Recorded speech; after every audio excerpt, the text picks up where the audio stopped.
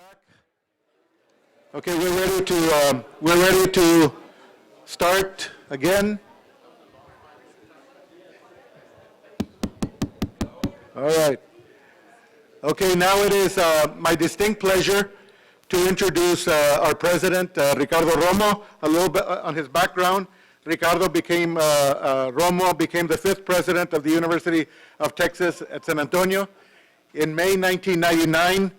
Under his leadership, UTSA was named by the Texas legislature as an emerging Tier 1 research university and a leader in providing access to excellence in teaching, research, and community outreach. During President Romo's tenure, UTSA's enrollment has grown 68%, now out close to 29,000 students, and the university has added numerous programs and facilities to enhance student life. At the time that President Romo came, there were only 3 PhD programs. Now we have 24 PhD programs. A native of San Antonio's west side, we're in here the entrance into the west side. President Romo graduated from Fox Tech, which is just down the road here, Fox Tech High School, and attended the University of Texas at Austin on a track scholarship. He was the first Texan to run the mile in less than 4 minutes, a record that stood for 41 years. He has been recognized for numerous achievements, including the prestigious Clark Kerr Award for Distinguished Leadership in Higher Education from the University of California, Berkeley, the Wheaton College Otis School Social Justice Award for promoting social justice through education and public service, has served in so many prestigious positions, including on President Bush's and President Obama's White House Advisory Commission on Educational Excellence for Hispanics. And he graduated with a PhD in history from UCLA and is the author of the book East Los Angeles, A History of a Barrio, that is now in its 9th printing, including one printing in Spanish. So help me welcome President Ricardo Romo.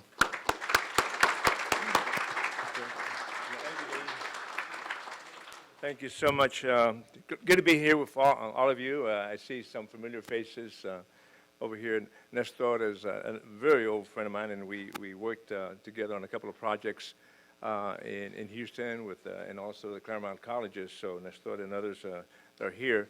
What a pleasure to be here. My book that I appeared in Spanish has been sitting dormant there for the last few years until Graciela, the famous photographer from Mexico, Graciela Iturbide came, and she said, what do you do? And I told her I was interested in Los Angeles, and she said, I'm interested in reading your book. I have one for you. And that's not moved in 5 years, so it's good to give it away. Okay, so I know why you're here, because the census just noted that the poverty rate by age has improved, and there's less poverty among the older. So according to my news from this morning, the good news is that the poverty rate for our elderly dropped significantly from approximately 35% in 1959 to only 8.8% in 2015. So the poverty rate also dropped for those under 18 from 27% to 19%, and then for those 18 and 64 dropped from 17 to 12%.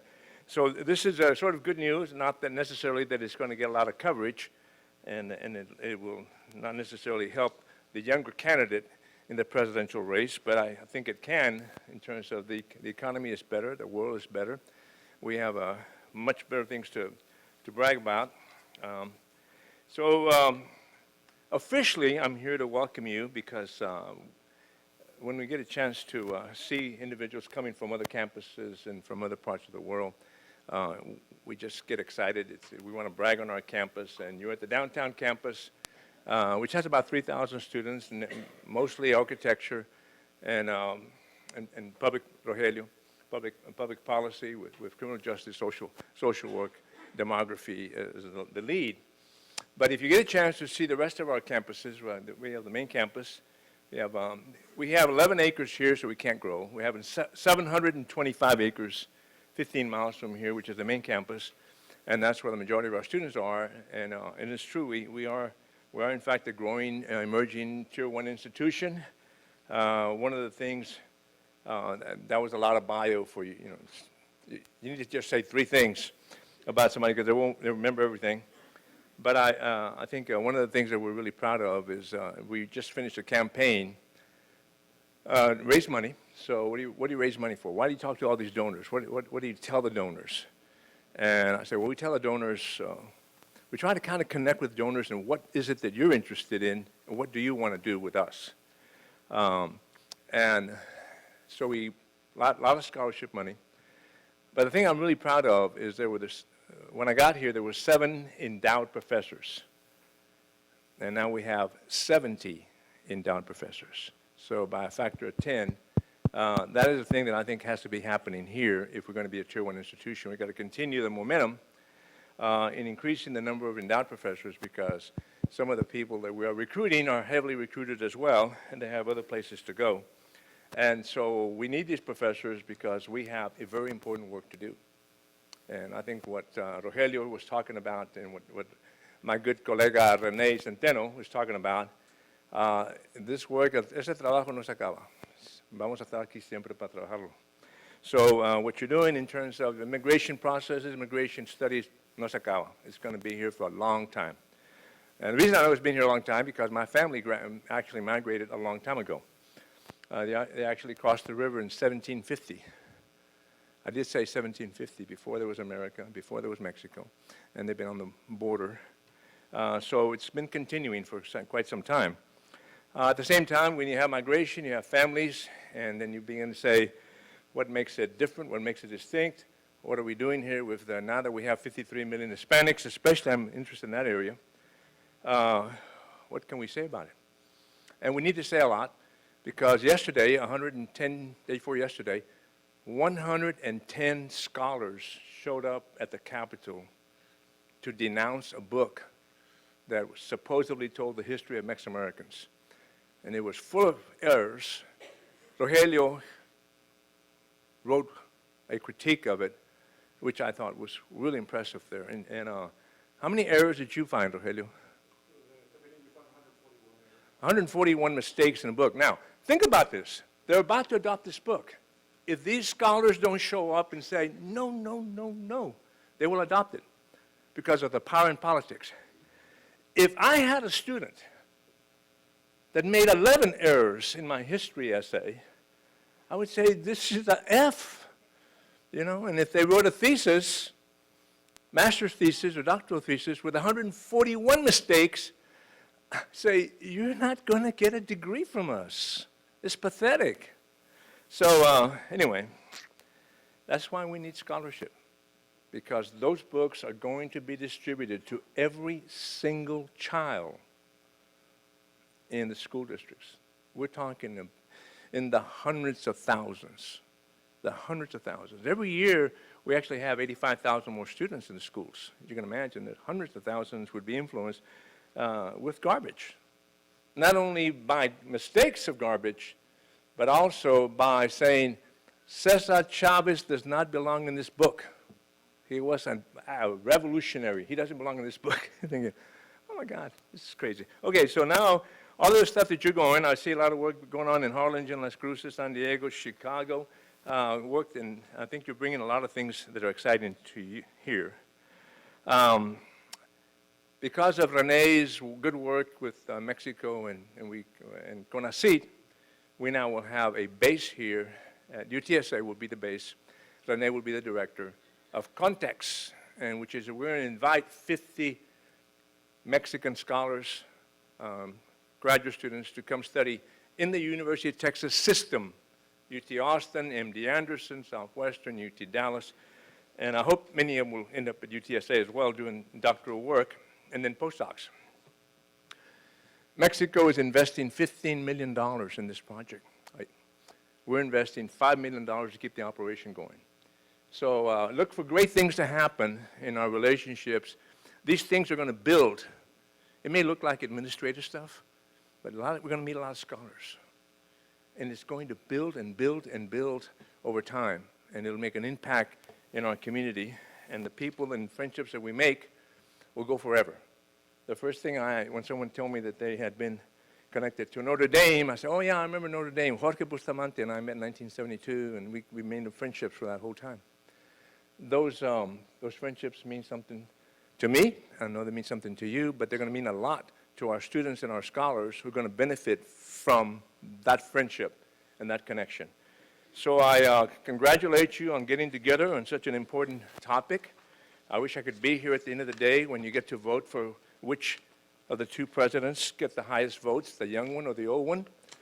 I might say Trump is 70 and older than Hillary, so need I say more? Thank you so much. Adios.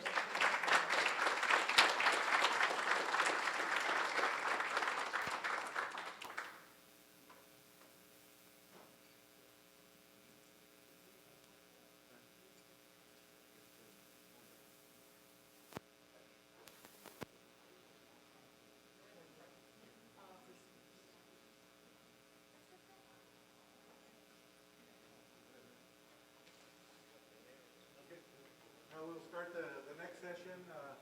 Fernando Riosmena is chairing that.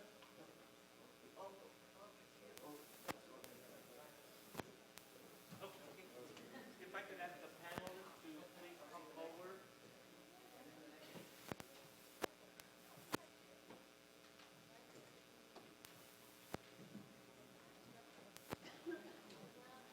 Welcome to UCLA. So come on in. While we're getting settled in, I'm Fernando Torres Gil, testing. To the organizers for today, do I assume we still have 1 hour? Jackie, Rogelio, do I assume we have 1 hour? Even though we're a little behind. And let's see, I see Mariana, Veronica, and Hiram. We're all here.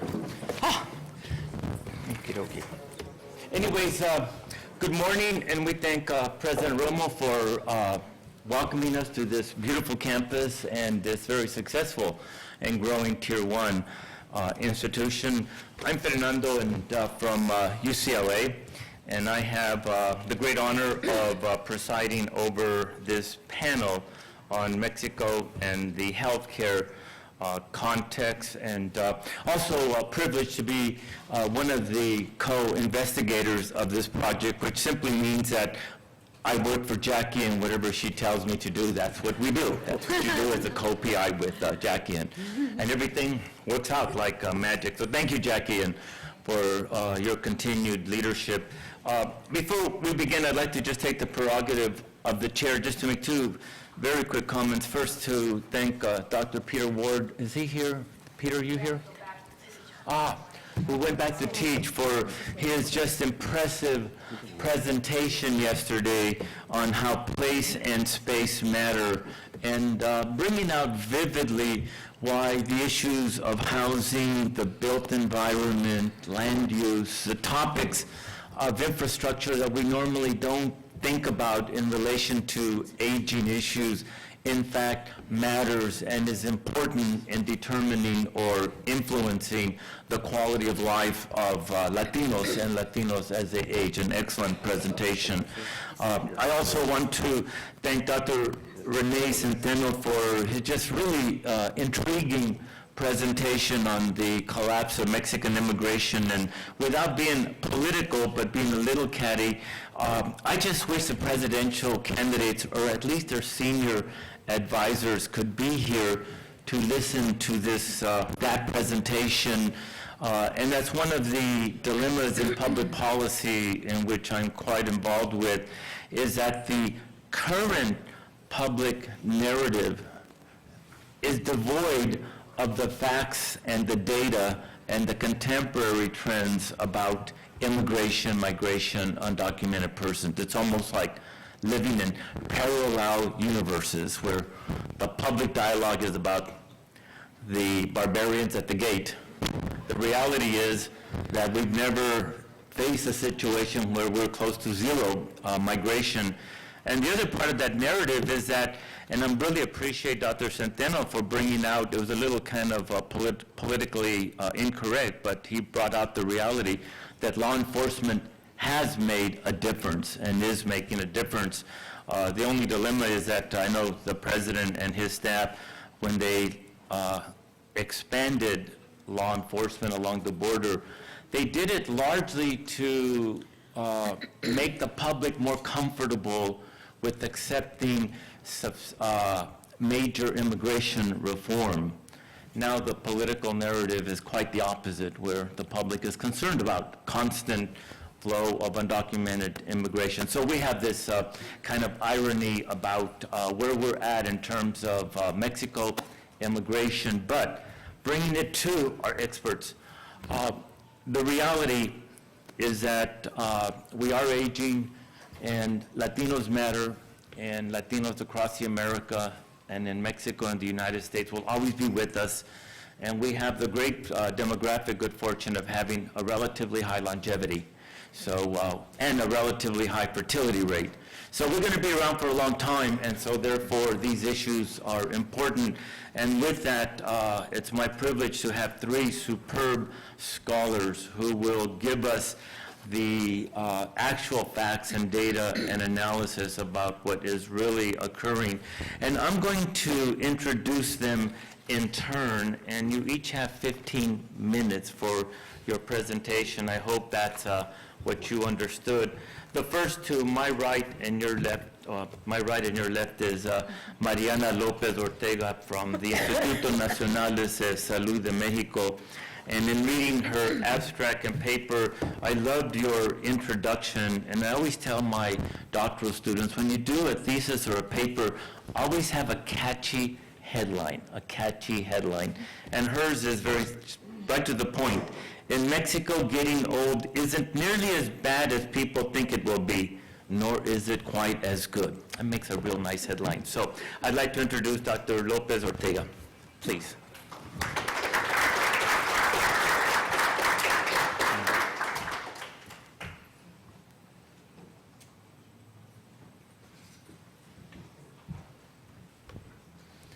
And the presenters can choose to speak from here or, of course, at the podium.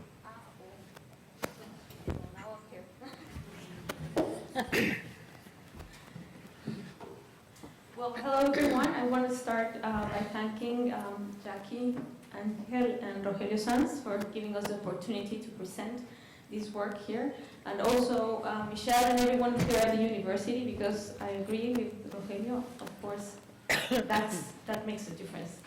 And we all know what that means, all the work that gets done, that has to be done.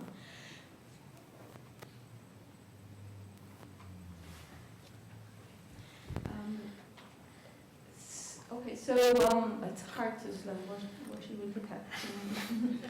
So the title of our presentation is Contextualizing Health and Aging in Mexico, an opinion nationwide survey. This presentation was prepared by Luis Miguel Gutierrez here from the Institute, you all know, and another colleague from the Institute, Liliana Giraldo, she's the researcher there too. And so first, the objectives in general is first to present some study results on perceptions of aging in Mexico. Also to present some results on perceptions around family, health, and well-being by different age groups in the country. And also we want to talk about some challenges of what these results mean in terms of health and social care policies. And a bit of a reflection on some alternatives that we have to start we think we have to start thinking in terms of care and support for older adults and their families. So the data comes from 3 surveys that were included in the project called Mexicans Viewed by Themselves, the Major National Issues. So the main title in Spanish, Los Mexicanos Vistos por sí mismos, los grandes temas nacionales. So this was a very big project carried out by the area of applied research and opinion at the National Autonomous University, UNAM. It included participation of 93 researchers, 48 research assistants from multiple institutions, research institutions, public institutions, of course, UNAM and other universities. The main objective was to present a view of the country's main problems and to know their extension of their modalities within our society, the perceptions of society around these main issues. The project applied 25 surveys to try to paint a map of the country based on people's beliefs, their needs, expectations, and wishes, according to who was then what's the equivalent, like the provost or the president of the university, Dr. Narro. So it was really trying to know, we have a lot of income surveys, health surveys, so we really, it was to have some survey that told us what are people thinking, what are they, about these main issues. It's all about perceptions, opinion survey. Some of the topics included are human rights, justice, public service, public safety, adolescents, migration, indigenous populations, religion. So you can see it's a very diverse project. This is just to show you, it's the webpage of the study. You can access the PDFs for each topic, for each survey.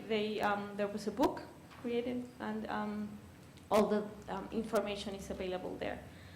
So what I'm going to present to you is first results on perceptions on aging in the whole country. It was a project that was carried out with the National Aging Survey. Within the project, it was carried out at the National Institute of Geriatrics.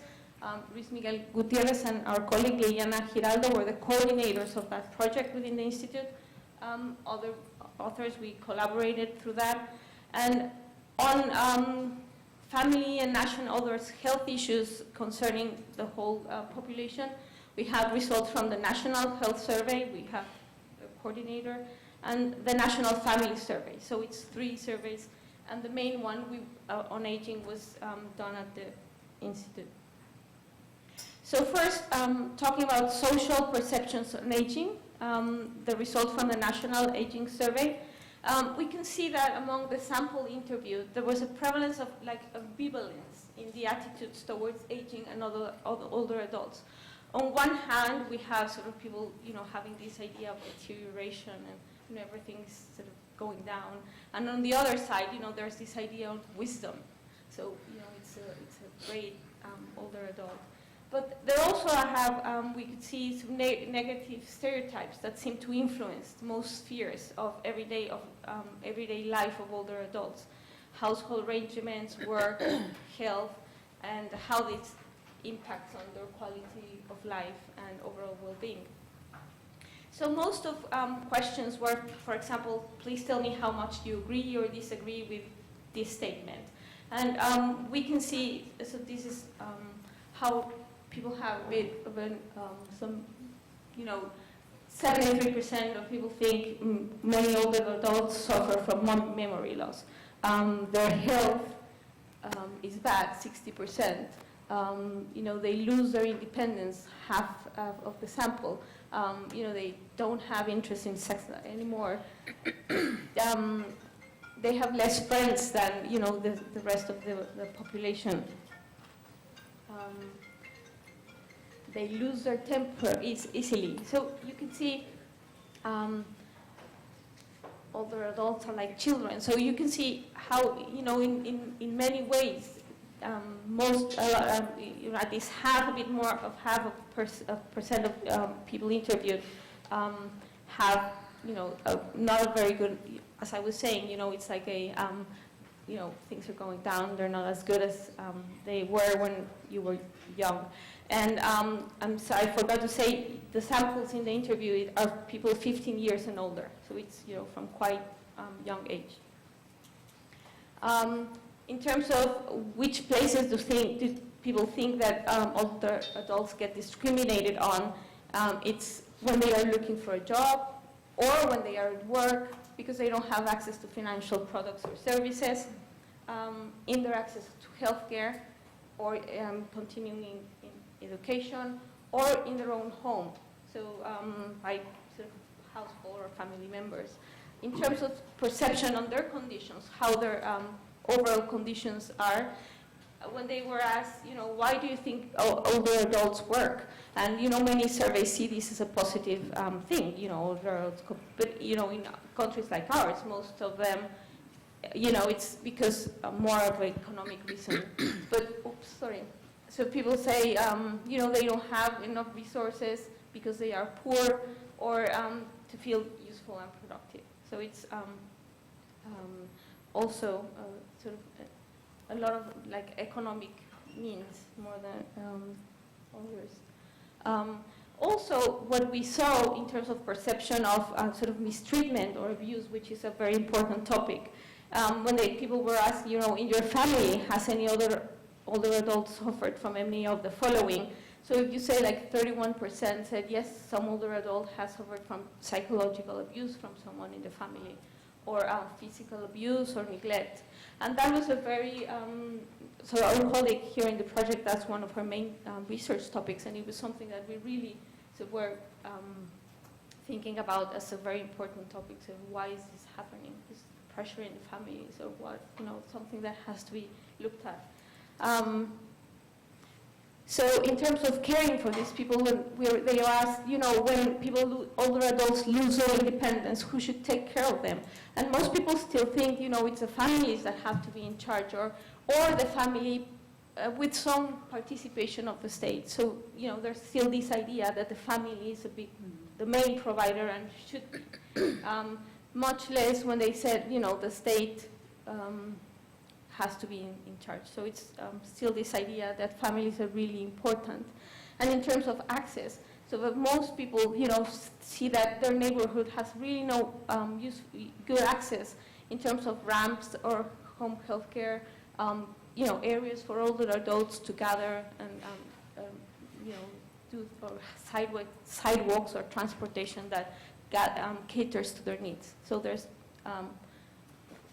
this perception that they really need access to infrastructure and things that are not letting them interact fully within society.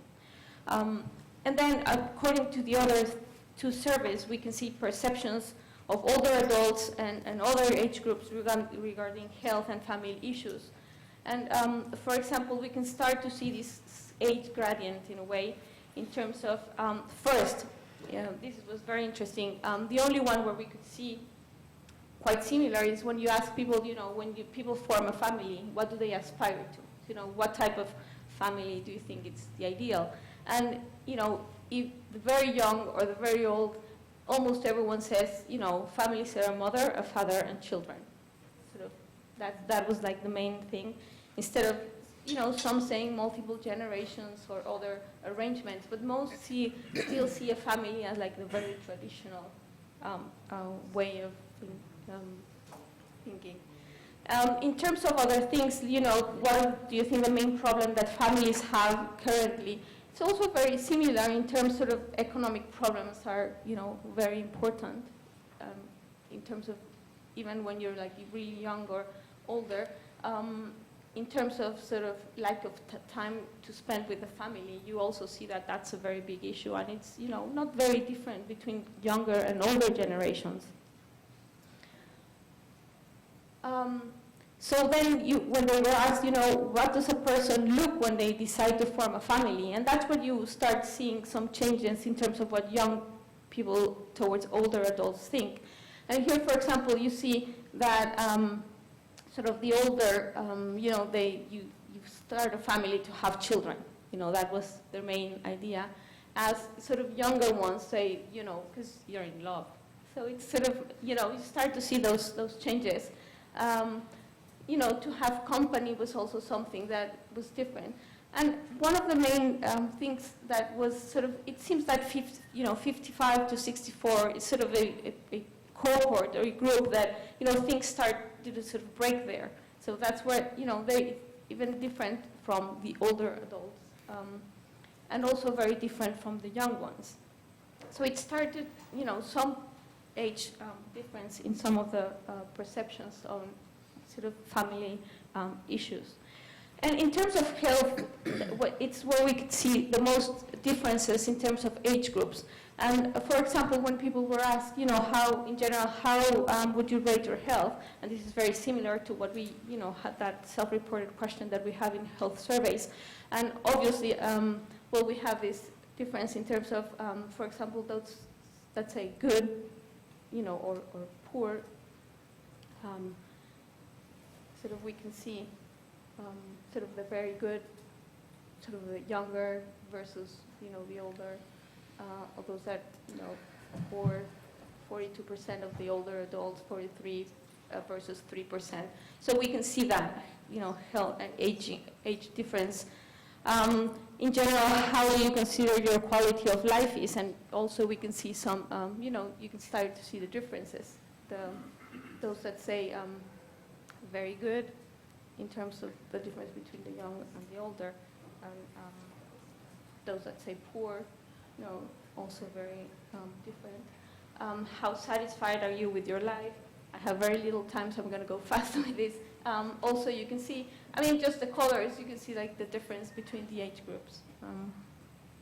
How much would you say you enjoy your life? It's, the same. You can see just by the colors, the differences.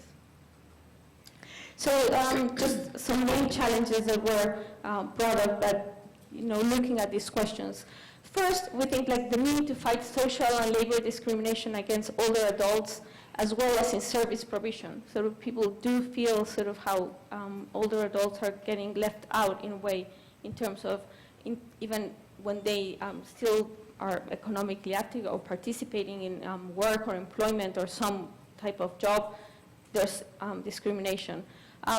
This, as I was saying, the topic about mistreatment and abuse is also very important. Sort of what's happening within the families. Is it, pressure, probably care, derived from pressure of caring. We can still see scarce interest in support of older adults in terms of big national policies. And then also lack of inadequate infrastructure and resources towards older adults, physical, financial. In terms of health professionals, some insufficient in terms of health and social care professionals, and a very slow increase in training in aging. Sort of the institute does part of a big effort on training health professionals in aging and sort of aging issues, but it still has to be grown. Most care is still done by the families with little or no support, formal support from the families. I'm sure Family is going to talk about that also.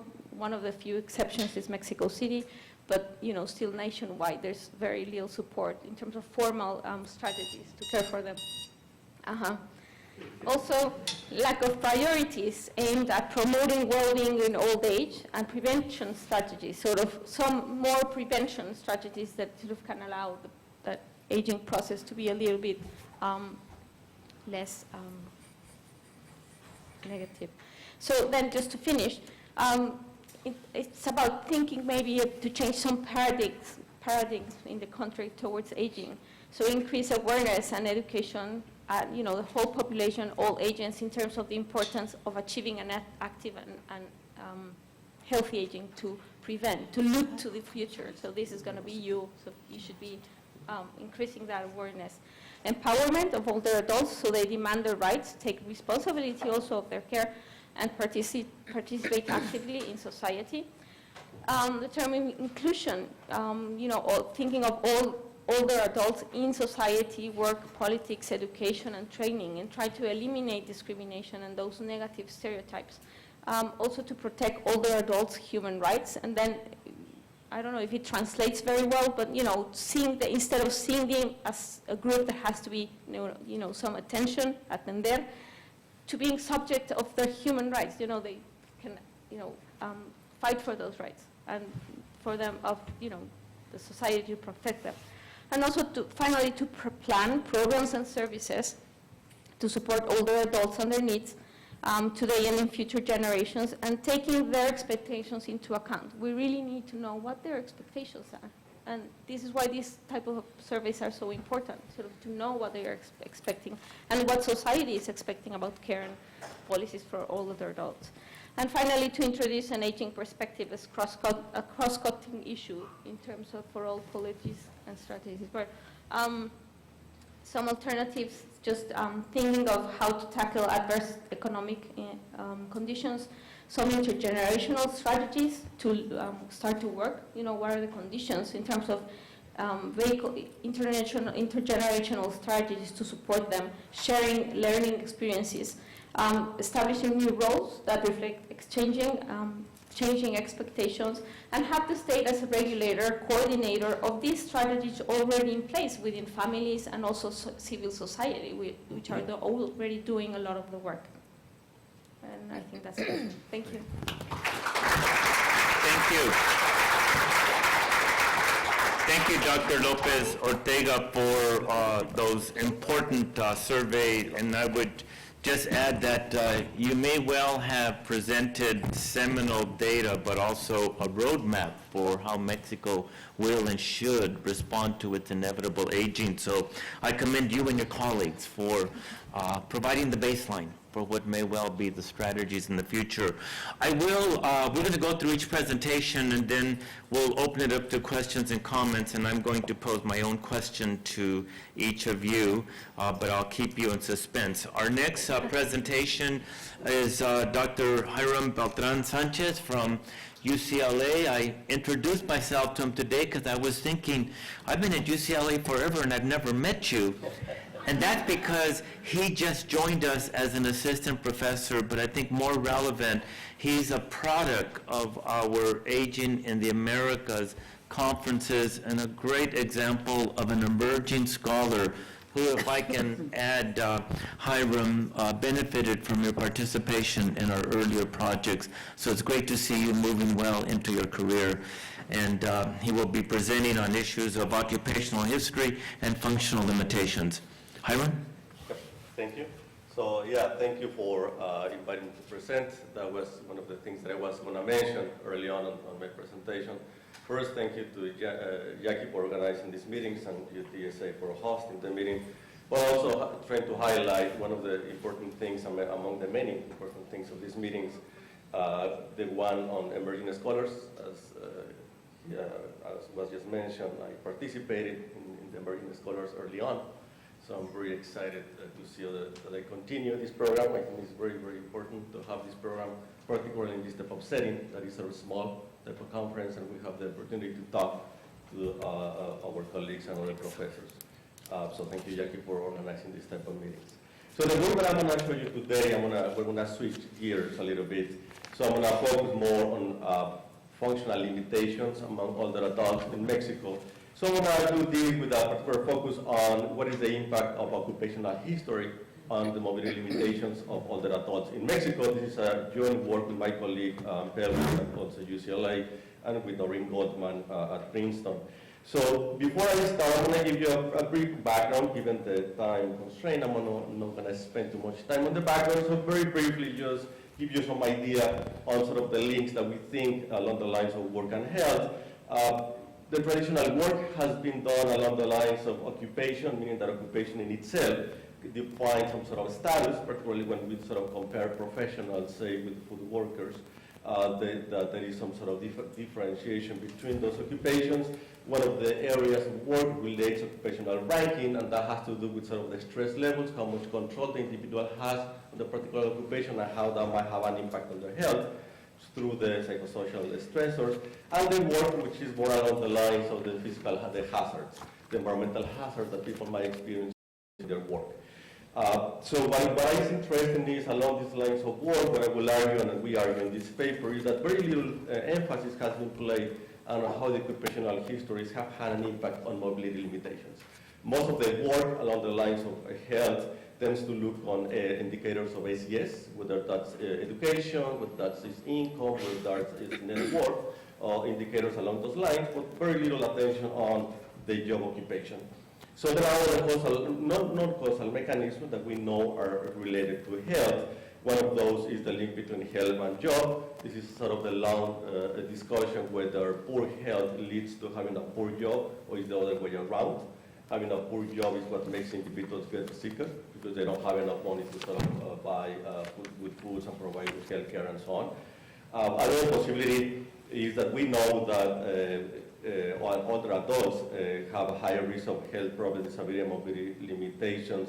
This is sort of along the lines of the accumulation, the life work perspective, and we know some of that might be due to this transgenerational transmission of health that in countries, I will argue in countries, low and middle income countries, is very characteristic to have this because there is very little social mobility. People tend to sort of inherit the profession of their parents. There is extremely low social mobility. And we know that in Mexico there are some gradients in health. What that means is people who have low levels of education, who have low levels of income or low net worth tend to have worse health outcomes. So those who are at the bottom of the SES distribution tend to be more likely to be disabled or more likely to have some mobility limitations, and this is particularly true in urban settings. So what we are to the table in this particular case is that we want to move a little beyond of just looking at SES gradients that tend to look at how this links with education and income, and now ask the question, what would happen if we now include occupation as a possible mechanism through which individuals might get disabled or might get some functional limitations. And the relevant work that is out there along the lines of occupation tends to look more at the occupational safety, more of the environmental hazards, not so much along the lines of mobility limitations. So what we are trying to do in this particular paper is to try to look at the degree to which these social gradients in mobility limitations, which we know exist in Mexico. There is a social gradient, as I just mentioned, those with low education or low net worth tend to have worse health outcomes. How these gradients are associated with work with work among older adults. And we ask two particular questions, and those are whether we see that occupational differences account for a significant portion of that social gradient in mobility limitations. We know there is some SES differences in mobility limitations. If we account for occupational history, are those gradients reduced? That's kind of the question. And the second, which are the occupations that seem to be associated with the highest rates of mobility limitations among these older adults? So in the case of Mexico, I'm just going to briefly mention, it's quite interesting to study these cases because older adults, in particular with the data that I'll be using, which is the MHAS in 2001, these are people who were born before 1951. So what we know from the urbanization and the industrialization in the country, what that means is most of these adults spend their working lives working most likely in physically strenuous occupations. Because even the ones who work in agriculture, there was very little use of machinery back in the 60s and 70s in Mexico. So there is likely that most of that occupational history might lead to mobility functional limitations by the time that they get to be older adults. So the way we're going to measure these mobility limitations, we're going to use the Mexican Health and Aging Study. These are people aged 50 and older in 2001. So the mobility limitations are all the ones that you see on the left, which are related to walking, sitting, walking stairs, lifting some heavy weights up to 10 pounds and grasping like a coin from a table. And then we're going to code those depending on whether they have difficulties or they can do it or they cannot do it. So every individual could have a range between 0, meaning they don't have any mobility limitation, up to 18, they have a lot of those issues with mobility limitations. So that's going to be our outcome that we're going to be looking at. And the basic idea is, let's see if we include the typical indicators of SES, which is like years of education, one of the markers, or net worth. And net worth in this case was estimated by the value of all assets that the individuals own, meaning land, vehicles, or whatever other assets they may have, minus whatever debts they may owe. So at the end, we have a single value for the family.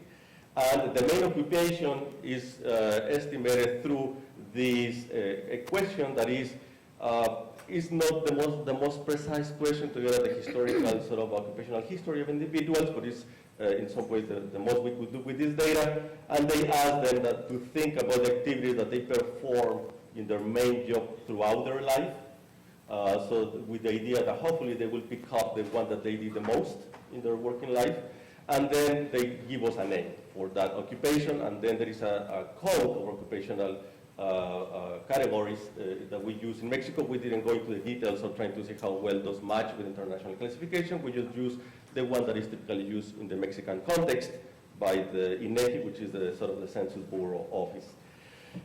So in terms of methodology, just a little trick in how this is traditionally done. I'm not going to go too much into the methodology. I just want to mention that this is what is usually called a hurdle model.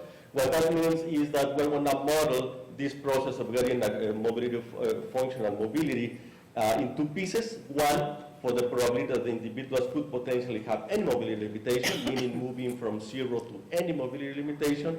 And the second part is going to model what is the likelihood of having any number of limitations. So the first part would be think of as getting at the incidence, and the second part would be think of as getting at the progression of the disability, moving from 1 to 2, to 2 to 3, 3 to 4, and so on and so forth. The reason why that is interesting to do is because when we ask individuals whether they have mobility limitations, usually we tend to end up with a lot of individuals reporting zeros. So we get with 30% of some of the sample having zeros. So there is, statistically speaking, there is an issue how we model those zeros. So this is a way to sort of get around that bunch of zeros, because now we model the zeros in the first part of the model, and then we model the second part in the ones who actually reported some limitations. So as a result, I'm just going to focus on results for the total population for now, and give you some examples later. So this is the idea. The idea is quite simple. What we do is, what would happen if in the first model we only include education, and then this is what the grading would look like. The negative sign just basically means the higher education they have, the less likely is that they will have a mobility limitation. And then we say, what if we now include an indicator for the occupation, how much the impact of the coefficient reduces? And the similar idea over here for net worth. We have individuals with different levels of net worth. The ones who are at the top of the decile distribution of net worth are the less likely to have mobility limitations. The ones who are between the 6th and the 9th decile are also less likely, but not as likely as the ones who are within the first 50 deciles. So in other words, the ones who are at the bottom of the distribution are more likely to have mobility limitations. And similar idea, what if we were to include an indicator of occupation, how much impact this will be reduced? And in the final model is, let's put everything together and see how much is the impact. So if we do that exercise, this is how much occupations would account for the change in the magnitude of those coefficients. So it would be up to 10% in the gross model, or up to 8, 1 or 9% reduction of the impact of those ACS gradients. In the case of net worth, the impact is a little bit larger. It could be up to a third or almost a half due to these occupational differences.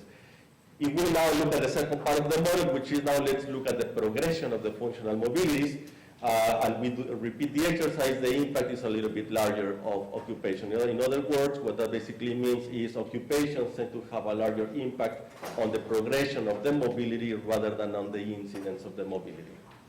So basically, once an individual gets disabled, depending on what occupations they could have had in their lifetime, they make them more likely to move subsequently into more mobility limitations. If we now look into which occupations are the ones that have the highest impact, this is probably not a surprise. So if we look at the predicted from this statistical model, we predict what would the overall mean number of mobility limitations among these individuals.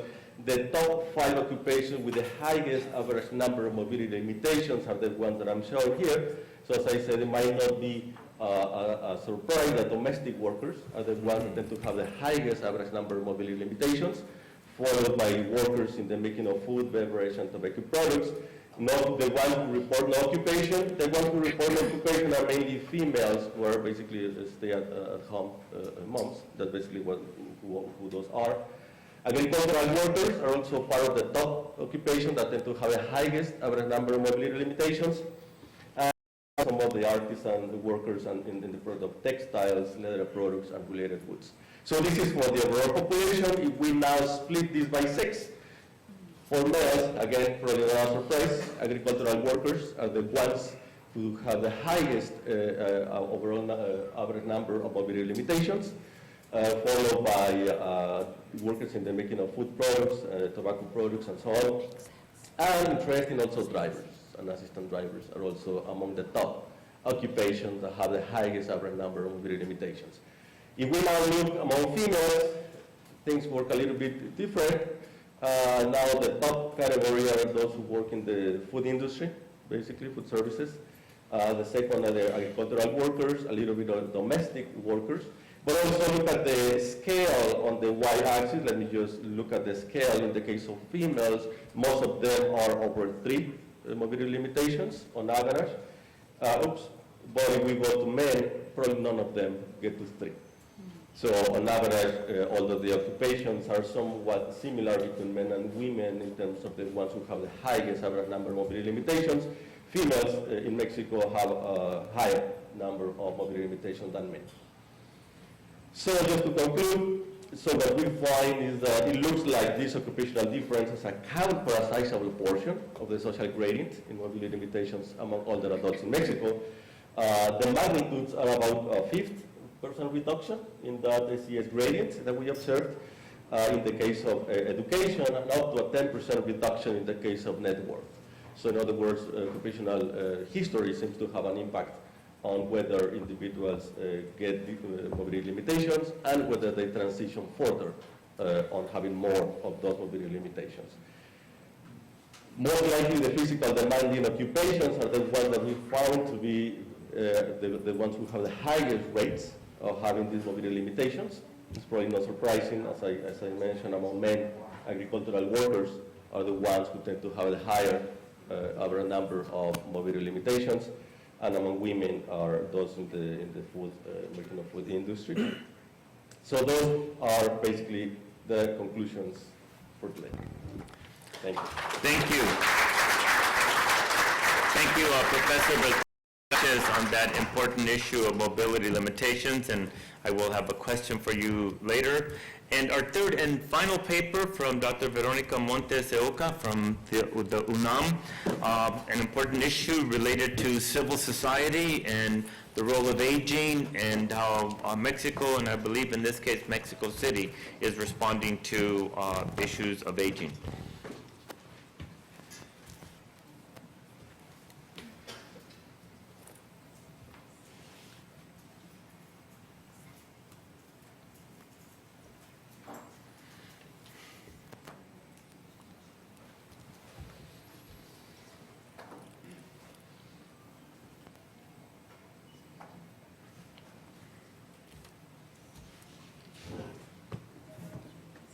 Thank you very much for the invitation, Jackie and Rogelio. I'm really happy to know the UTSA, San Antonio, and other parts of Mexico is here in this city, and with my friends. Thank you very much. I want to share some part of the highlights of the research who have a different objectives, but now I only present some reflections and some evidence for the field work in Mexico City and in some parts of Mexico. For example, I want to share the content of this paper, but I want to emphasize and focus the civil society organizations with older people, because in the research, everybody talk about the economic insecurity, because in Mexico we don't have a universal coverage of pensions. And for example, we have a lot of research about the health care and the medical coverage is not universal too. And there are a lot of research about the households and families. For example, the support of the family for health care and for another kind of support in the social support in families. Another very important area is the social network, because it's not only the family, the response to the aging in Mexico. The social networks are all the family, but another kind of social networks. And then we have social civil organizations. What happened with that? No, it's impossible for the sociologists and for the demographers, because it's very difficult to research this kind of analysis, the category analysis. No, the theoretical approach for this research is the active aging, because it's very important and is really consistent with the social participation And do you know the concept of the generativity? Did you know that? Generativity is a very important concept in gerontological issues because it's a mix of the productivity and generosity. It's more or less, it's the legacy for the older generations for the next generations. And that is very important in the social participations in the literature of gerontological. And now it's very important now look what is the power of the human rights perspective in the public policy, but in the actions of the social civil organization. And for example, is in this moment, in the last years, in the last decades, we have a process very important in Latin America because after the assembly, the second assembly of the older people in Madrid, we began in America Latina a lot of congress, a lot of meetings, a lot of discourse, a lot of integrated with the government and the academic and the scientists. Everybody, every year, we make a different meeting for the social constructions of the human rights in the older people. And now, the last year, American state organizations signed the Convention Interamericana for los Derechos Humanos de las Personas Mayores. And this is very, very important point now for America, not only for Latin America, for America too. In this convention is a very important instrument in the legal issue for the human rights because some articles emphasize the community participation, the social participation, the political rights, and the right of meeting and associations, and on other topics.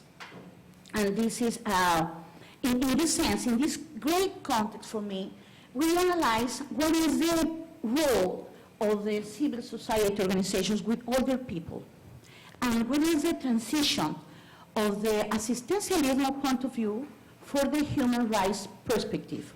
No? Obviously, it's very early for the historical issues, historical events, but it's very important to look for maybe for a first time what happened with these organizations. And we describe, for example, what kind of types of organizations are in Mexico City, for example. No? And it's a qualitative research with a lot of 9 focus groups and a lot of interview with different groups and different women and men in this participation. Well, in the surveys, we have some background about this topic. And the evidence is a very little the social participation in Mexico, maybe higher than the Brazil. And obviously, it's very less for the American, for the Latin American, and for example, in the United States and Canada. And it is very important, for example, in the MSEM, in the Mexican Health Aging Survey, is very consistent the tendency of the social participation for the elderly. And, for example, the women participate higher than the men. And this is very, very interesting because it's a voluntary work and is without paid. And this is very important because, remember, the women in Mexico don't have pension, but they have a higher participation. Well, in 2002, we have in Mexico the federal law for the older person. And in this law, emphasizes the human rights and emphasizes obviously the legal protection, the integrity, health, education, and social assistance and participation. That is very, very important. What kind of organization have in Mexico? We have a different kind of organization. For example, neighbor organizations, civil associations, unions are very important, private assistance institutions, ethnic communities, political organizations, and religion organizations. And we find in this process to reflection about the role of this kind of organizations in Mexico, we find at least this kind of types of kind of organization. For example, the groups focus on quality of life and personal self-development. This group is mainly the preponderance in the Mexico City, is fomented, is promoting for the government in Mexico City, and is very important. Organizations that combine reference to the quality of life and human rights. The organization centered in quality of life and sustainability economic based on care. And the focus, another one is focus on human rights and the economy sustainability. Another one is combines the quality of life, sustainability in the economic way, and human rights.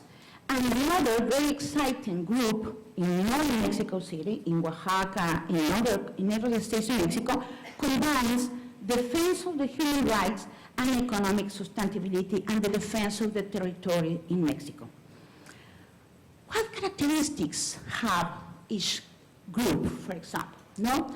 Amanecer Veracruzana is very, very interesting group because it's maybe the more prevalent group in the different counties in Mexico City.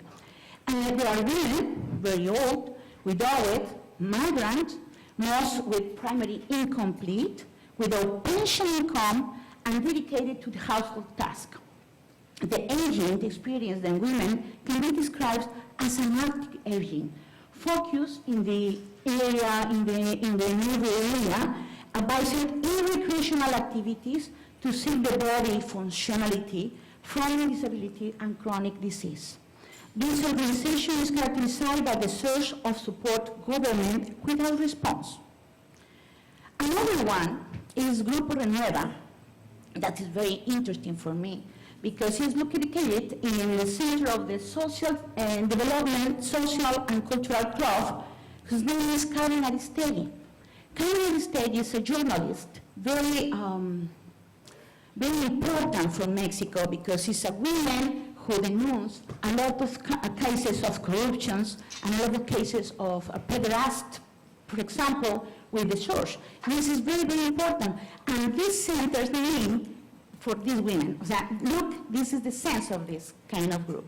People with medium and higher studies, but mostly women who ever work, but not all have pensions in old age.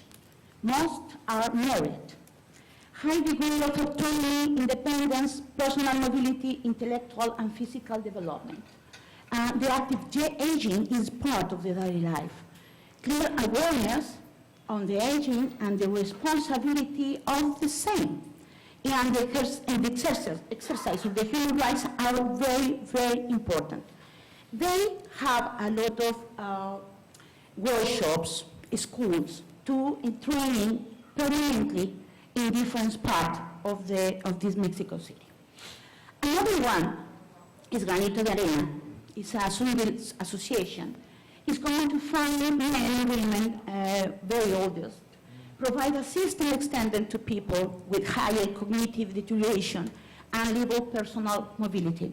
The older person with functional or cognitive deterioration have a very little level of organization, but the caregivers or the administrator of this kind of association are very active, and is the mediators for the government, and they negotiate with the government different advantage for this group and for this kind of association.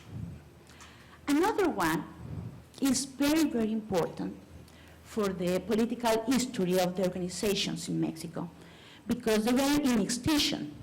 And that is very, very interesting, because they are the pensioners of the ex-worker of the government in Mexico, the only Mexican of electrician, no, because in the past government was privatized the electricity, and the coordinator of the educational ex-workers in the Mexico. Mixed with male preponderance, retired, who lives the early retirement. That's very, very interesting. Organizations of character government with high degree of empowerment and engage with the social and political change. Characterized by a strong political organization, high and media studies, and very, very compromised, very, very engaged with the organization, the political organization. There is not aging perspective, because they said the aging is after the retirement, no? And the quality of life is very active. This organization lives the past benefits of the state that protected them as a strategic sector of the economy for a model of development previous the neoliberalism. This is, for example, some photographs in the newspapers who show what is the activism of this kind of groups. Another one, for example, very privileged group, combining quality of life, sustainability, economic, and human rights. And this organization, for example, is a pensioner for the National University. And they obviously have low grade of organization, no, but high grade of citizenship. That is very interesting. High grade of schooling that affect the promotion and defense of these rights. Basically, women with degree and PhD and another, and very high labor trajectory. High grade of empowerment and generativity. And another very exciting groups, because for us is very important, because the characterization of aging in Mexico is a multicultural, ethnical, rural, and poor. And this kind of organization have a very, very important activities for the elderly and with generativity. For example, the green mothers, the sun green mothers. This in the community of electricity, Sal de Cachimbo in Oaxaca, is very interesting because it's a laboratory for the grandmothers who have arraigo, I don't know how to say, arraigo, identity for the rural community, and they are very important actors for the transnationals and for example, the Bayford University, Bayford College. And they became solar engineers and electrified their own communities in Cachimbo, Oaxaca. Another one, for example, in Sonora, is the community organizing around the international festival. The characteristic of this kind of community of organization is because the grandparents of the nation COMCAC have a role important in the transmission of the ancestral knowledge for the new generations. No, and that's very, very interesting, the position for example, in the artistic and cultural activities, who make a mix of the different intergenerational activities, and they combine the human rights and the ancestral knowledge for this kind of activities, of this kind of organization. And the last one is very interesting because it's the descendants of the testigos, la teología de la liberación, the vice ecclesiastical communities. And they work, for example, in different states with higher marginalizations, like Chiapas, Oaxaca, Veracruz. And they don't have a worry about the aging. They work about the poverty. They work about the health. And they have a very interesting point of view of the transmission in the different generations. And have a very, very interesting point because they include the spirituality, the activities with generativity, no? And with the active aging, that they don't conceptualize this kind of concept. Well, what happened in Mexico with this kind of social organization? No, we have a diversity of social civil organizations with older people, but the young people too. And now with the change in the demographic change in Mexico and the appearance the Convention of the Human Rights, the change of the political public in Mexico, and the change in economic development, that kind of organizations is very important because it's another institutions in the level of the public policy, society, and the family. And we need to evolve, and we need to improve the activities and the point of view of the aging and the generativity for the next generations and the defense of the human rights. Because in the law, we talk about to the sense of the law, and for example, the sense, they emphasize in Mexico the power of the family, but the family is not enough. We need to talk about to the human rights in the worldwide sense in Mexico, because we have a lot of crime, a lot of change for the transnational companies, for what happened with the water, what happened with the land, and we need to work with these kind of organizations, because Mexico is a multicultural, have a very important reserve in ethnic culture, in ethnic population. I think we need to see what happened with this. Thank you very much. Thank you, Dr. Montes de Oca, for that important schematic overview of the diversity of civil society organizations. With time remaining, I'd like to ask each of the panelists a question, if you can respond concisely, and then we will open it up. And since my background is in public policy and aging, I'd like to raise some of the policy implications.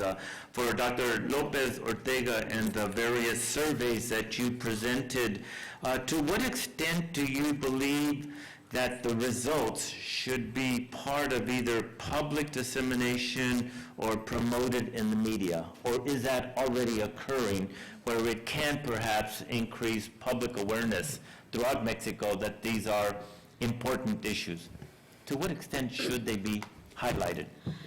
I think, well, it's very important that they should be highlighted, but there was some work on it already. Okay. As you said, as you could see, UNAM has their page, so they were very, or they are, because the web page is there, very interested in having it as a known to everyone, as much. They did have a big media, but they also organized a series of presentations. I'm not sure how many they were. I think every of the surveys, because they have a book, they all had a presentation at the Senate.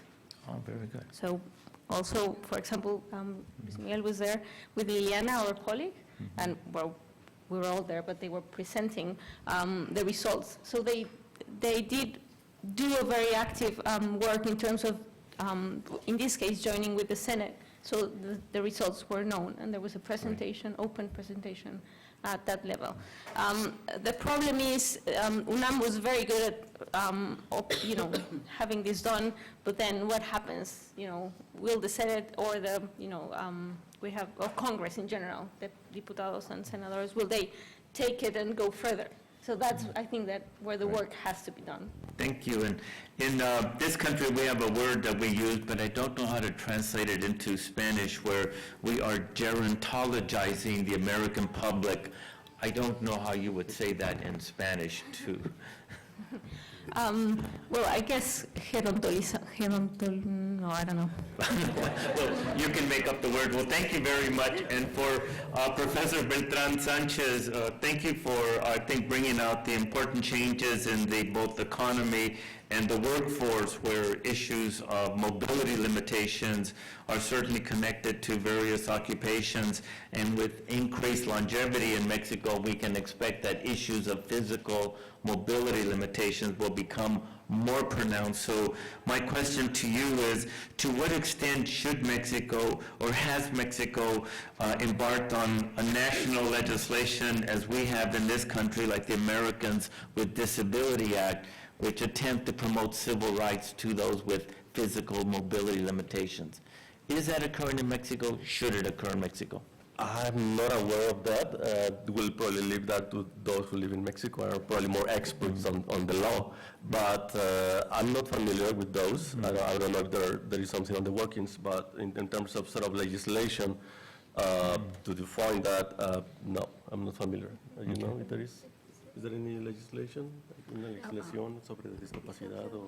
Yeah, we have a very good, well, Mexico have a very good legislation law about the disability, but But maybe the very original point of view of Ireland is because the next war with the occupational trajectory.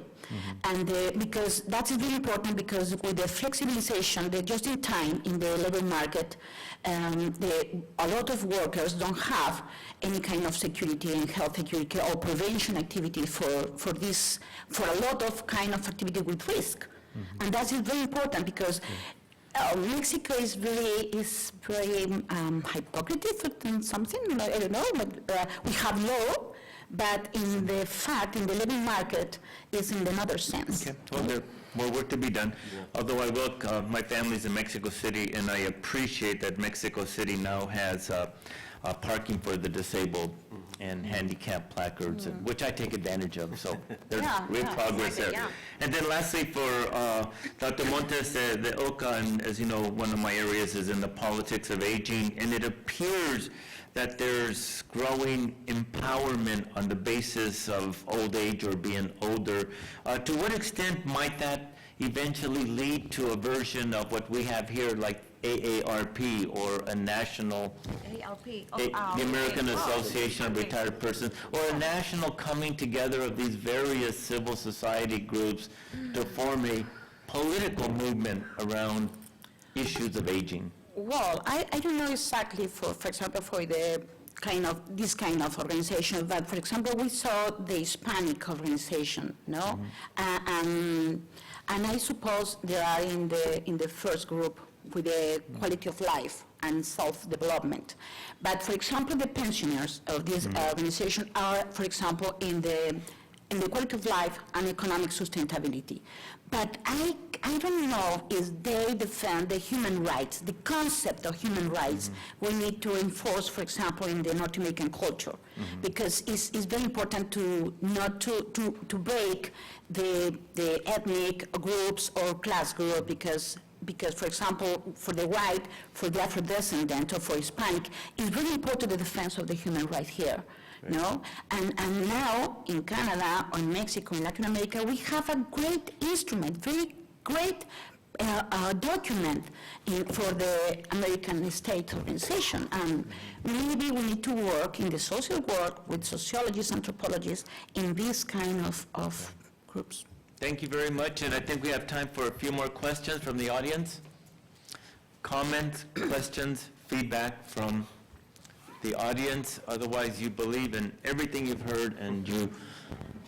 Yes, sir. I have a question now. Here in the United States, we don't have too much of the extended family anymore for our kids. Good point. We're across the country, we don't even know where they are.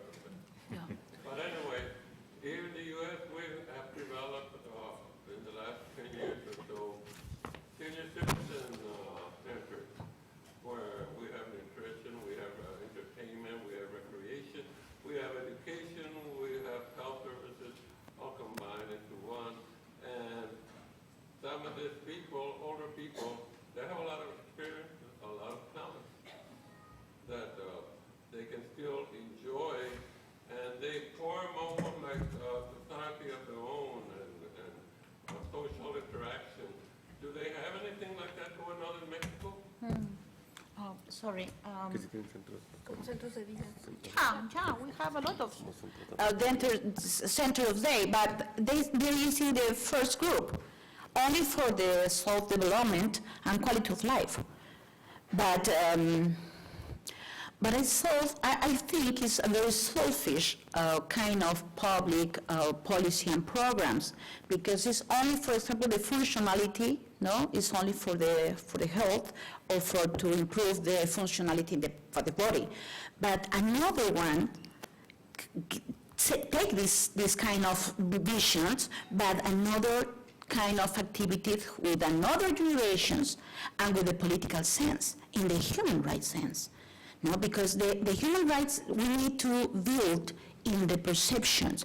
Maria, or the survey is very, very interesting, because the biomedical sense is very, very strong paradigm for the aging. But another way is the wisdom. And when I listen your survey, the results, I think yes, because it's the tension in Mexico. We have a very assistentialist point of view, only in the sense of, for example, the self-development, in my selfish health, but another kind of organization have in the collective, with another generations, a great generativity. And that is very, very important. Right. Thank you. Good question. And if one last one, if I see it, and I'll take this last one over there, please. And if you can speak up so we can hear you. Yeah, oh, great. Thanks. My question is for Veronica about the organizations that you were talking about. I was wondering, how are they funded? Well, field work, Bola de Nieve, my friend, and we, you know, and for example, we have with anthropologists and with a lot of social workers, and there are a lot of work with this kind of organization. But the social scientific don't see that, because our mind is in the family, is in the public policy, and they exist in different parts. Maybe it's better for this organization with the government don't see that, because when I see that, they suffer violence. You know, for example, the community basadas en la iglesia, de las various ecclesiastical communities, they have problems with the government. No, I don't know. It's field work, very. So very grassroots from the community, right. not Okay. funded Yeah, by the that's state perfect. at all. They are just self-management. Self-management, exactly. Exactly. Okay. Thank you very much, and let's give a round of applause to these excellent presentations. Thank you all very much.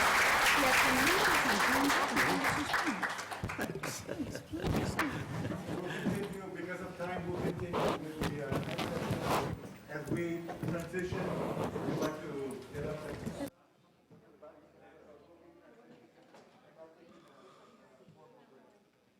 If you like, there's snacks to the right over there, some fresh snacks put out for everyone, so help yourself.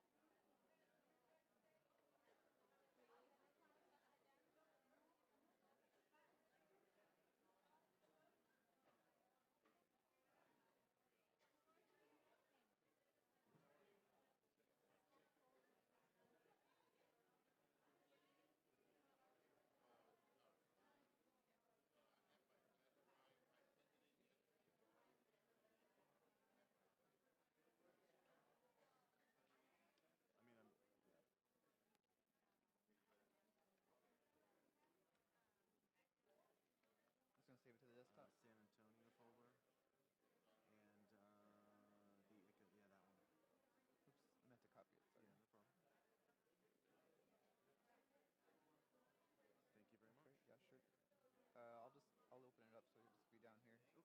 So you can just open it. All right, there you are. Thank you. Let me get your stick. Sorry. There you are. So this is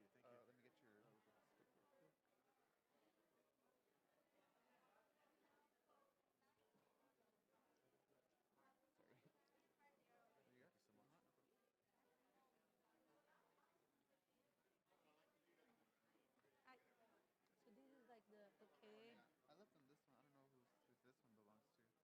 So this one doesn't have the red one, right? oh yeah, this one has the green one. Ah, the green one? Okay. So can you find that for me? I don't know where they Are you put going it. up next or after? Yeah, I'll be the first one out. Okay.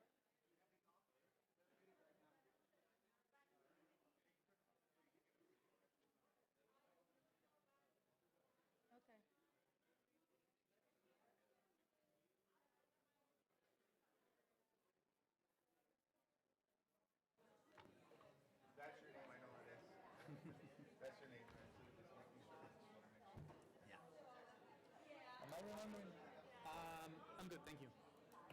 Stipica? Yes. Right? Stipica. Yeah.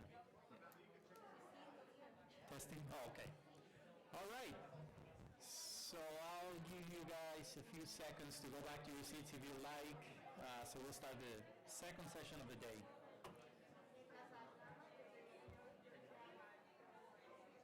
Is it like this? Or like, no. So you mean the actual letter and no, it's C. It's just C. It's just pronounced like TS. okay. If you would pronounce TS and very very fast, S. So that's basically phonetically how it works. But the last name actually it's actually a J. So oops. So it's like this. Yeah. So normally, when you see Russian names, they would transliterate that as Z and H, like General Zhukov. It's Z-H-U-K. Oh, ZH, right. Yeah, right? So this should So- be like CH, basically. Yes, so normally people transliterate Right. that. No, okay. Yeah. Good Croatian, right? Yeah.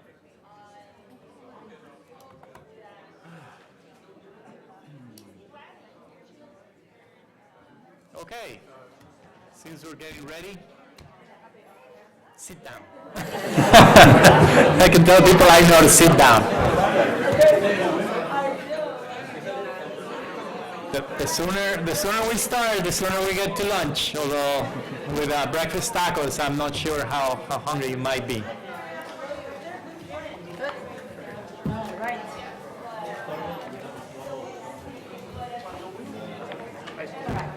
Hey, how are you? Good. How are you? Ready? Yeah, pretty much so.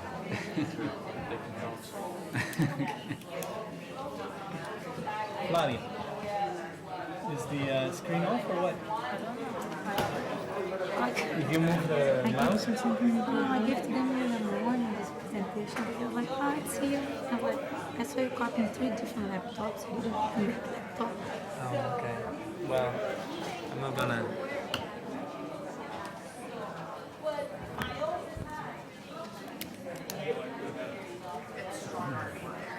Oh yeah, it's working. People are terrified. They're running back to their seats. There you go. Because I was thinking that you would just present that this situation is really bleak.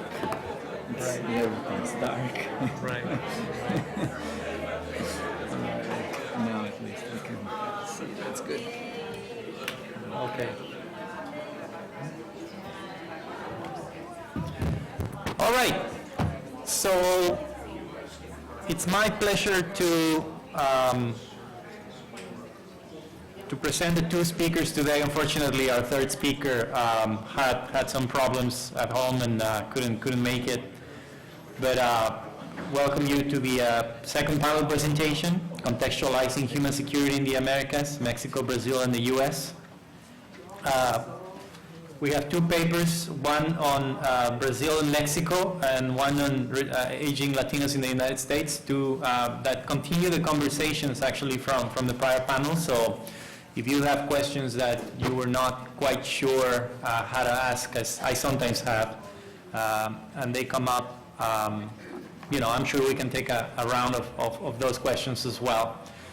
But let me introduce our first speaker, Flavia Andrade from the University of Illinois, who's going to present a paper co-authored with Mariana Lopez Ortega, and the because the names are, sorry. In the title, well, you can see it there, but it's the assessment of the impacts of socioeconomic disparities in health among retirement-age adults in Brazil and Mexico. Thank you. Thank you, everyone. Can you hear me in the back, the room? Okay, good. So, as most of you know, I feel that I'm part of this group. I have been so many years, and I'm strong supporter of I call ICAA, I don't know why, but Jack also says ICA, so I think it's something with the language in Portuguese, what ICA means that, I transfer to be ICAA, so hold with me. But it's a pleasure to be here one more time, and I really, truly believe on the mentoring that I got from here and how it helped me in my career. So thanks to everybody that has been from the staff that are organizing to the organizer of this event. Still, like, I don't like the height of this. So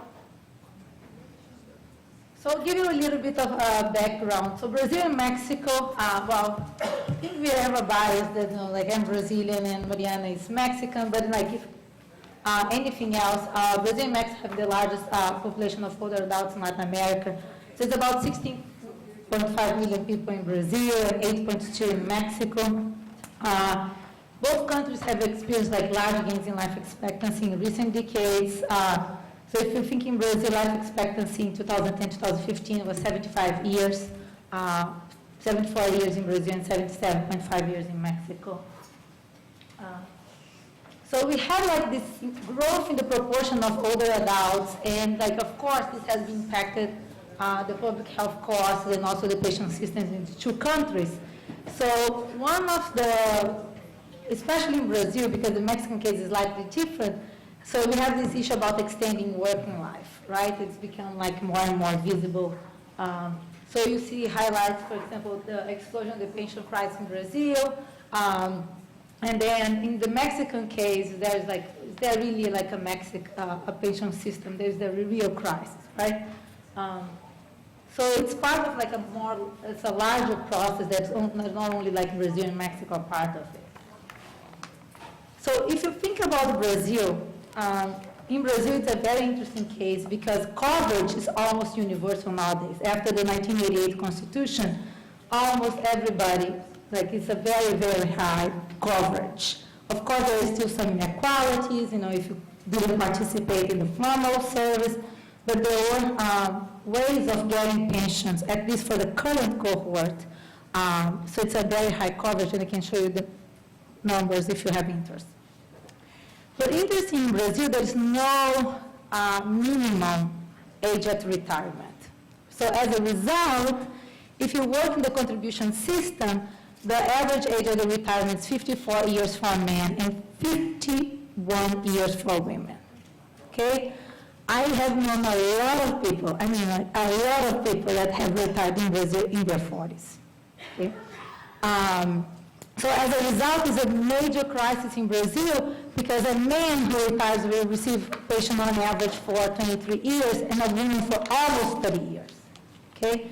So you can make the math, you know, and it's really like a system that, you know, doesn't have a future.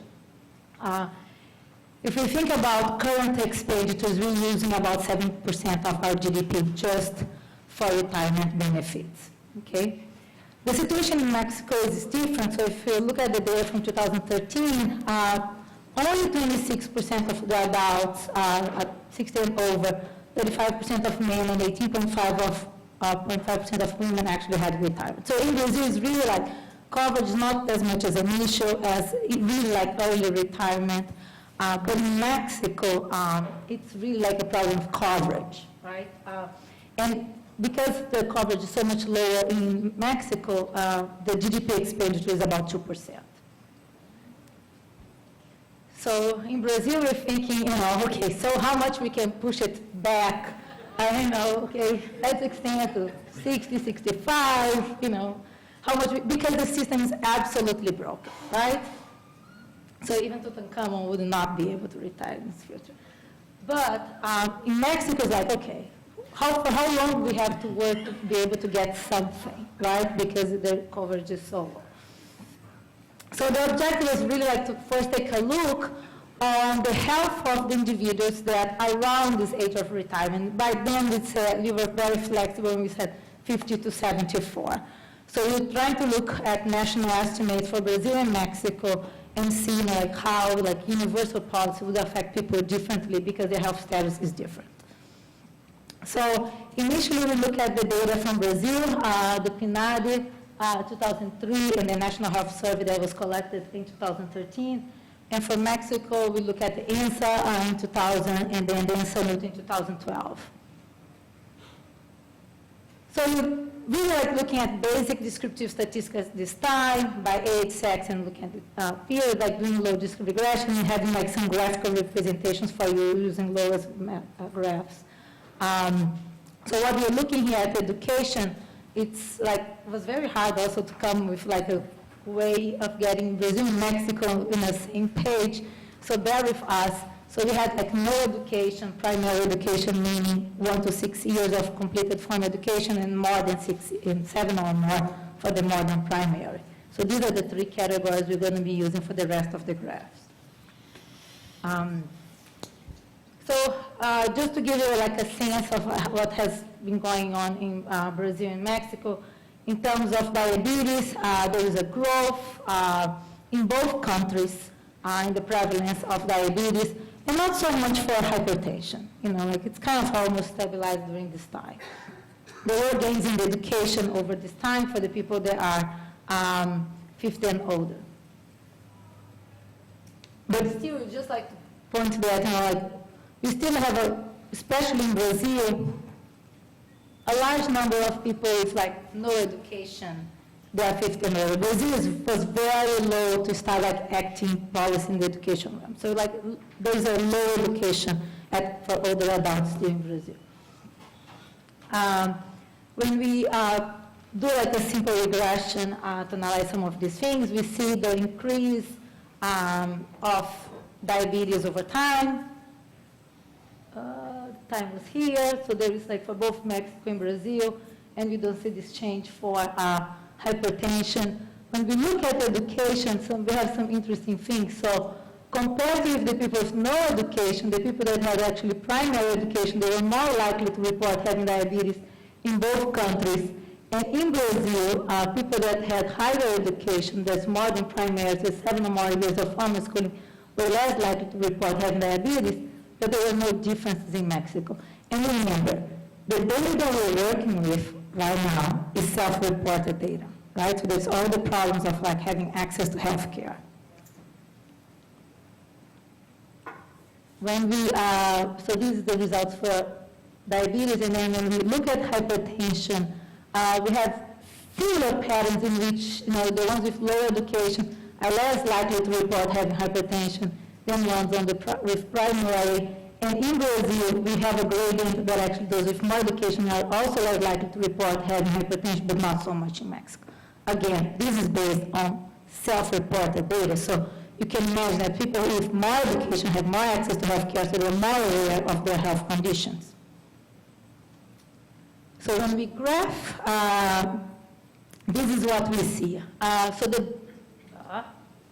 So the blue line will be always the people with more education, and the green lines are the people with less education, right? So if we just adopt a policy of 65 years old, right, you see that the health, or at least for diabetes, in both countries, the people with less education will have a much higher prevalence of worse health conditions than the people with more education, right? So if we think about the people they would have the same health status 10 years before. So someone that with more education will have similar levels of diabetes of someone that was 10 years, right, past with no education. So there's this big gap here. When we look at the situation for men, it changes as men in both, so here for both Brazil and Mexico, we have a reverse that we saw for women, in which men in both Brazil and Mexico with lower education report having less diabetes, okay? Having lower diabetes. There's a change in recent cohorts, especially in Brazil, but again, this is all based on self-reported data, so just hold with me for a second. When we look at hypertension for women, we see the clear gradient in which the women with more education have lower prevalence hypertension, and women with lower education have higher prevalence of hypertension, and the reverse is seen in Mexico, right? So, but again, this is based on self-reports, right? And when we look at Mexico for men, the situation is even more dramatic. That it shows that at least at self-reported levels, men with lower education are reporting have lower levels of hypertension than men with higher education. So I said, okay, let me look at other variables. So we look at other variables, And so if we look at self-reported health, like how you feel about your health, and we just code, okay, you're feeling poor health, right? Then what we have seen for women in Brazil remains, but let's look at the gradient here, how perfect, right? Women with more education are less likely to report having poor health. The women that have primary in the middle, and the women with no education are the ones reporting have poor health, more poor health, right? Very clear the gradient. We do for men in Brazil, and, oops. I jumped too much. Okay, so when we look for men, we see again the very nice gradient with men with low education reporting having worse health, which we would expect given what we know for health, right? So the self-reported poor health rather than just on diabetes and hypertension seems to give this gradient of like how people really feel about their health when they get to this retirement age. And it's worse for those with lower education. And then when we look at Mexico, well, we didn't have the same data in Ansamut. So we switched to the MHAS 2015 that actually was just released this week. And when we look at both disability based on ADL, activity of the daily living, and poor health, we see the gradient that we would expect that women, and in this case women in Mexico with higher education report having better health, okay? Both in terms of having lower disability, but also being less likely to report being poor health. And the same happens for men. So like, if you remember, like the first two graphs that we had for diabetes and hypertension, we would think that, like, well, poor men are doing better, like less educated men are doing better, but actually they are not. Right? If we think that self-reported health and disability actually is much higher among those groups.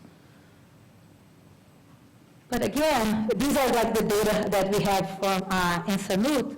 And so the darker bars is what we have for prevalence of hypertension based on self-reports, okay?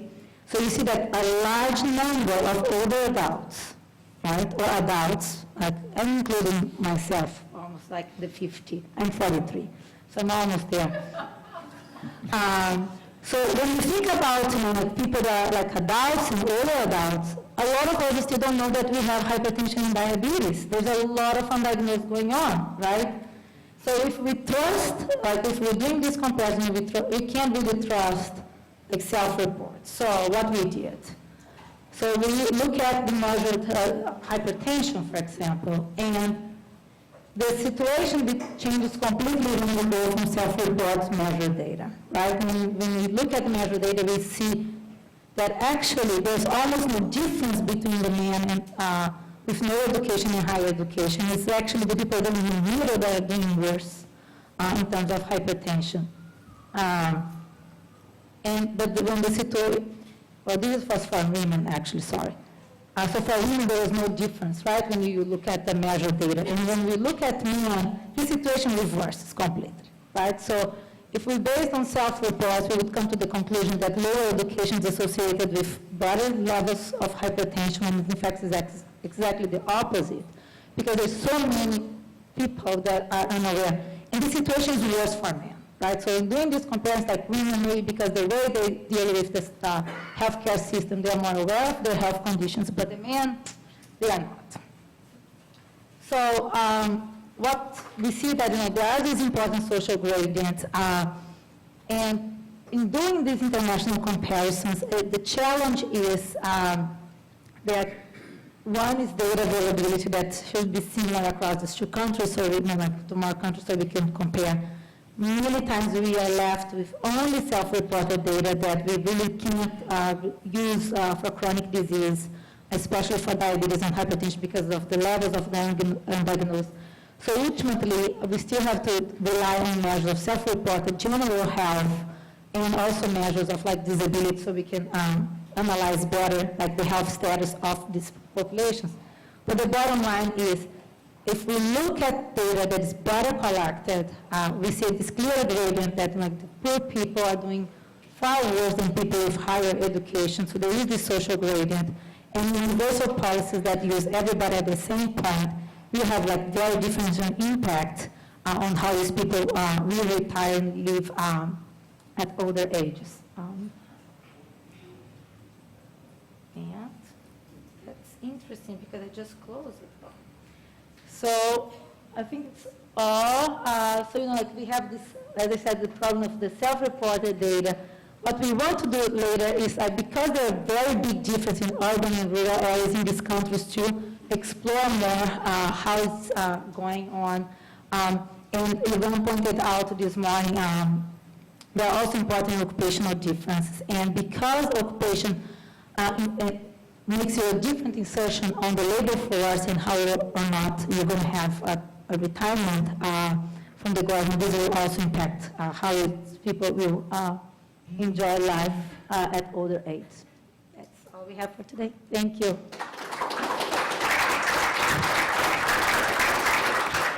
Thank you, Flavia.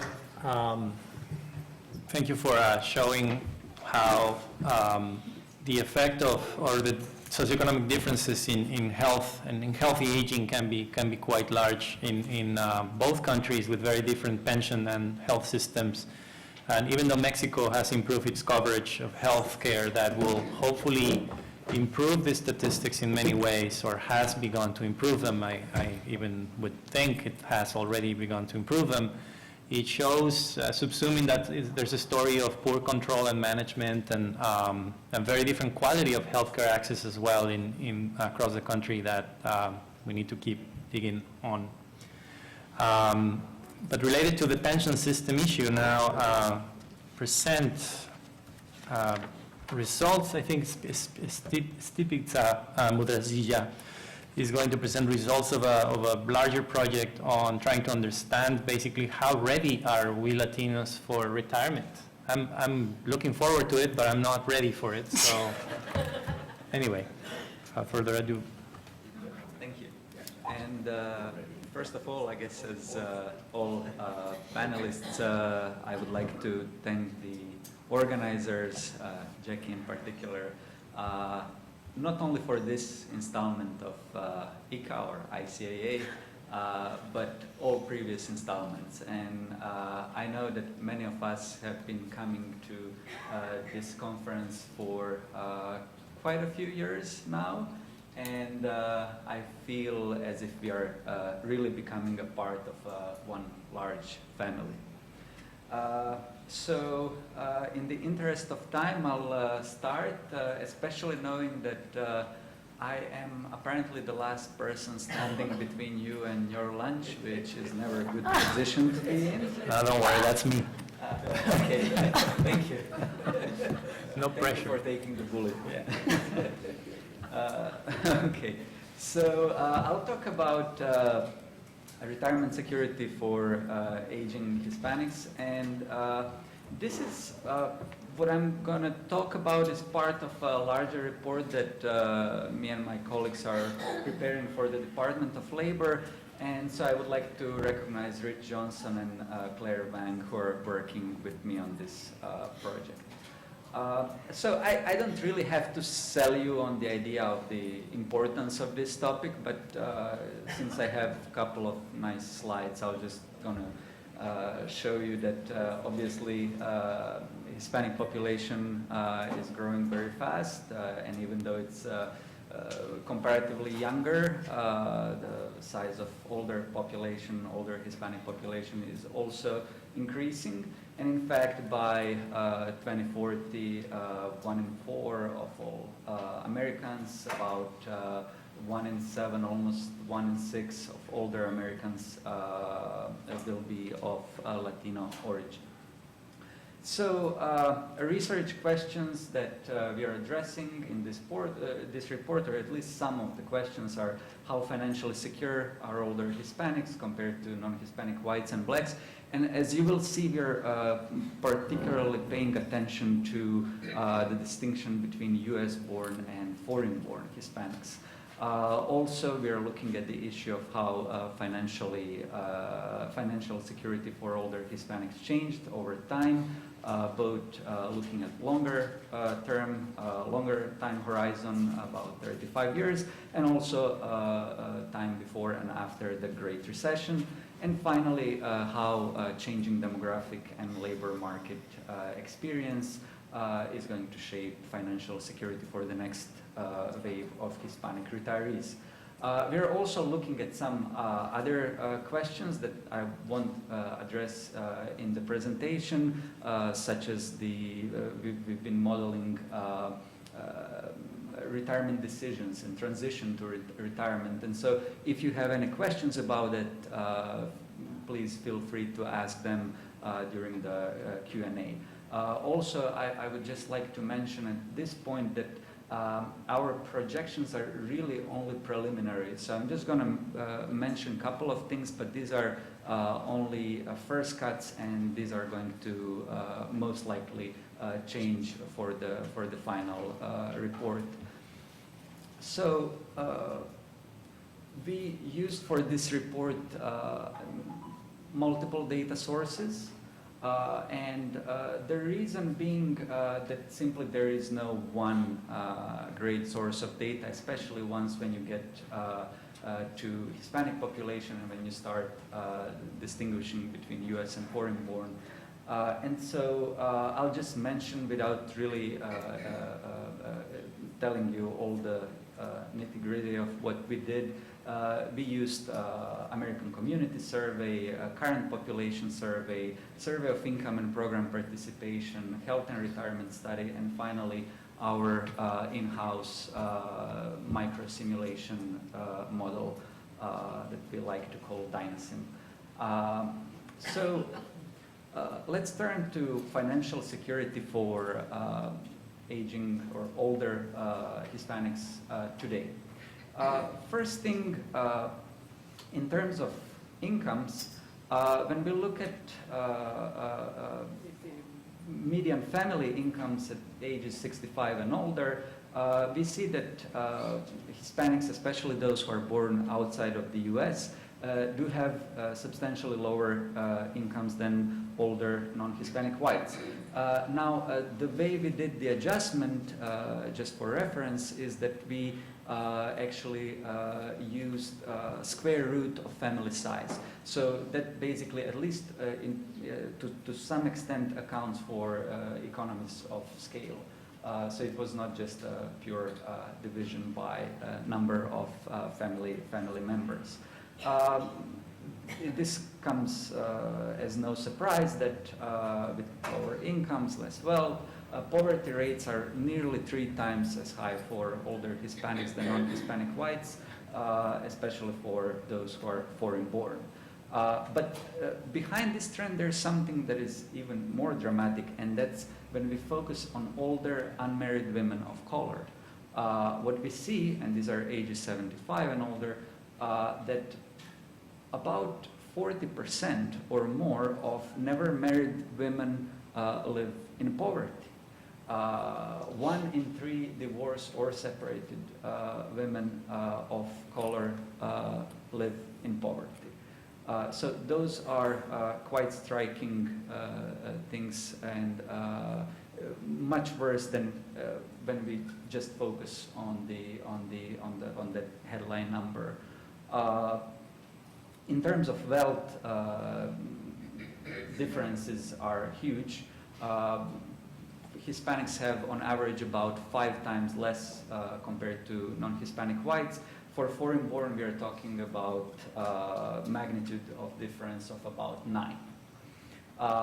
And what is probably or arguably even worse is that about 1 in 4 of all Hispanics, including 1 in 3 foreign born Hispanics age 65 and older, have 0 or negative wealth.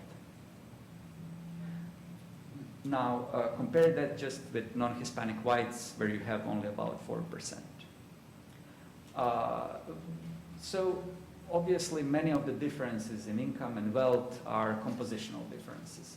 But even when we did, and this was just a very first cut of controlling for education, controlling for other compositional differences, personal characteristics that did not eliminate racial and ethnic gap in income or in wealth. And what I'm not showing you here is really that we repeated this for with data from late 70s, 80s, 90s, 2000s, and obviously, as I'm showing you here, 2013. And this unexplained difference, or the difference that we could not attribute to any other factors than race, ethnicity, actually increased over this period of time. So all of these things show you that Hispanics have fewer resources in retirement. But that's only part of the story. The other part of the story is demand for resources or need for resources. And an important factor there is health, because many costs in old age are related to health.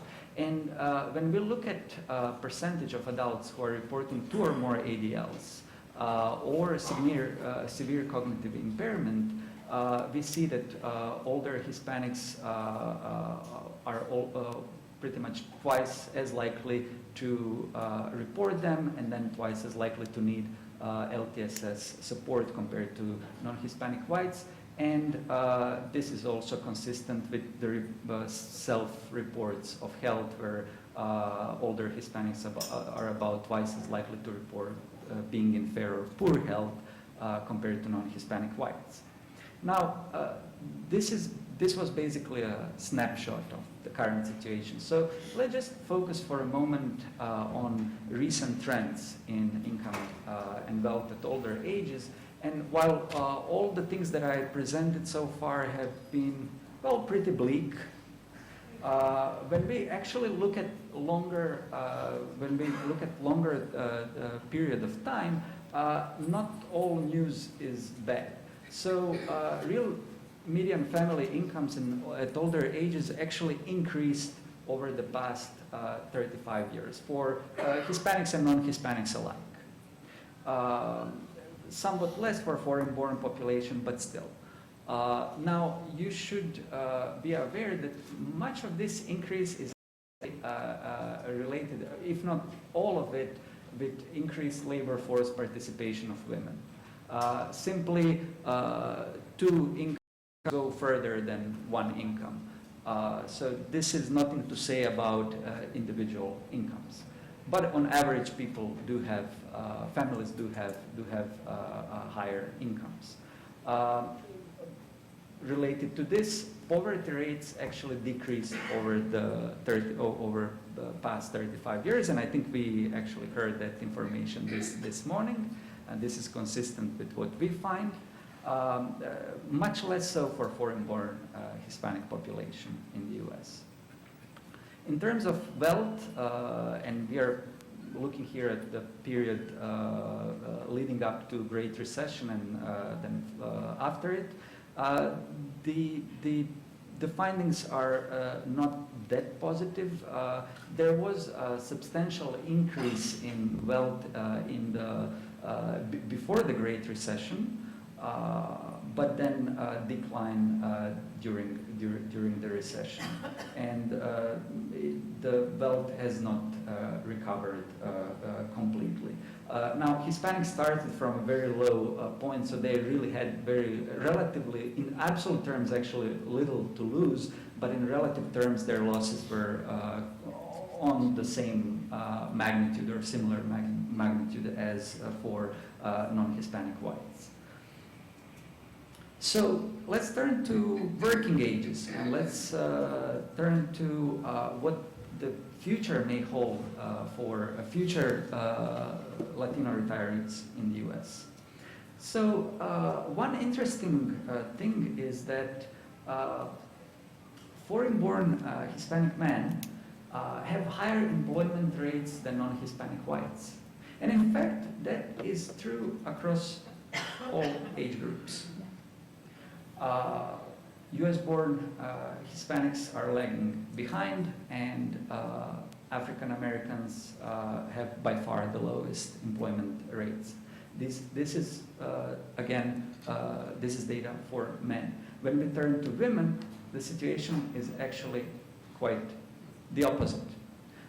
Foreign-born Latinas in the U.S. have by far the lowest employment rates of all groups, and they do catch up at older ages, age 55 and beyond.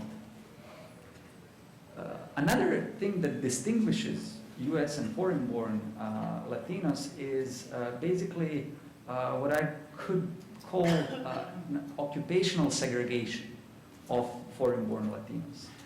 Here we see that among men, about 60% of them work in construction, cleaning, food preparation, manufacturing, which is here production, or agriculture. Not so for US-born Latinos. Among Latinas, again, we see that about 40% of foreign-born Latinas in the US work in either cleaning, food preparation, or manufacturing. Among US-born Latinas, though, we see that they are much more represented in office, administrative support, social services, education, and management occupations. So compositionally, very different populations. In terms of the earnings, we see both for men and women that US-born Hispanics earn less than non-Hispanic whites, more than non-Hispanic blacks, whereas foreign-born earn less than both of these groups. Over time, we see that for men, real median earnings actually decreased across all racial and ethnic groups. However, among women, they increased, except for foreign-born Latinas.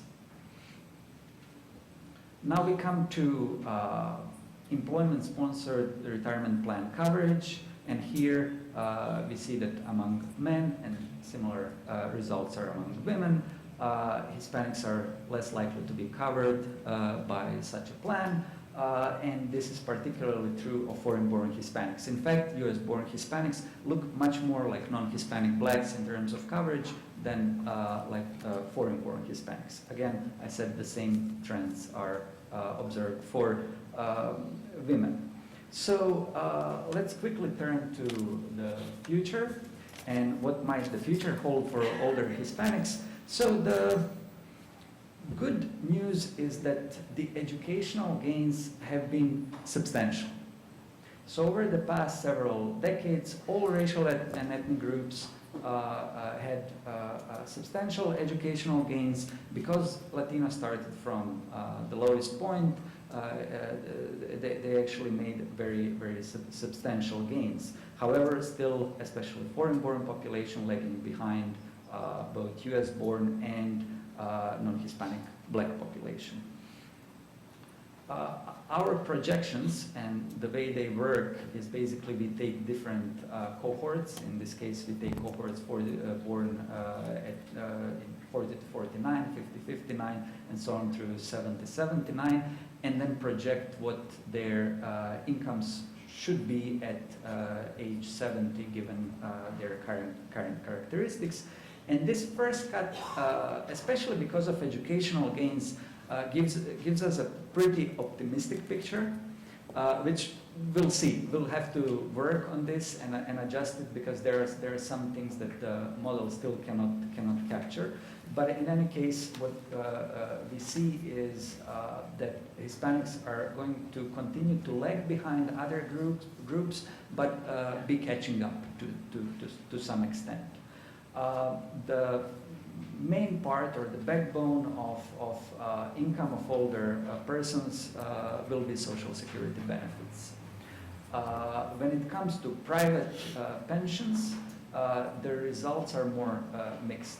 Our projections are that defined benefit pensions, the participation in defined benefit plans will continue to shrink.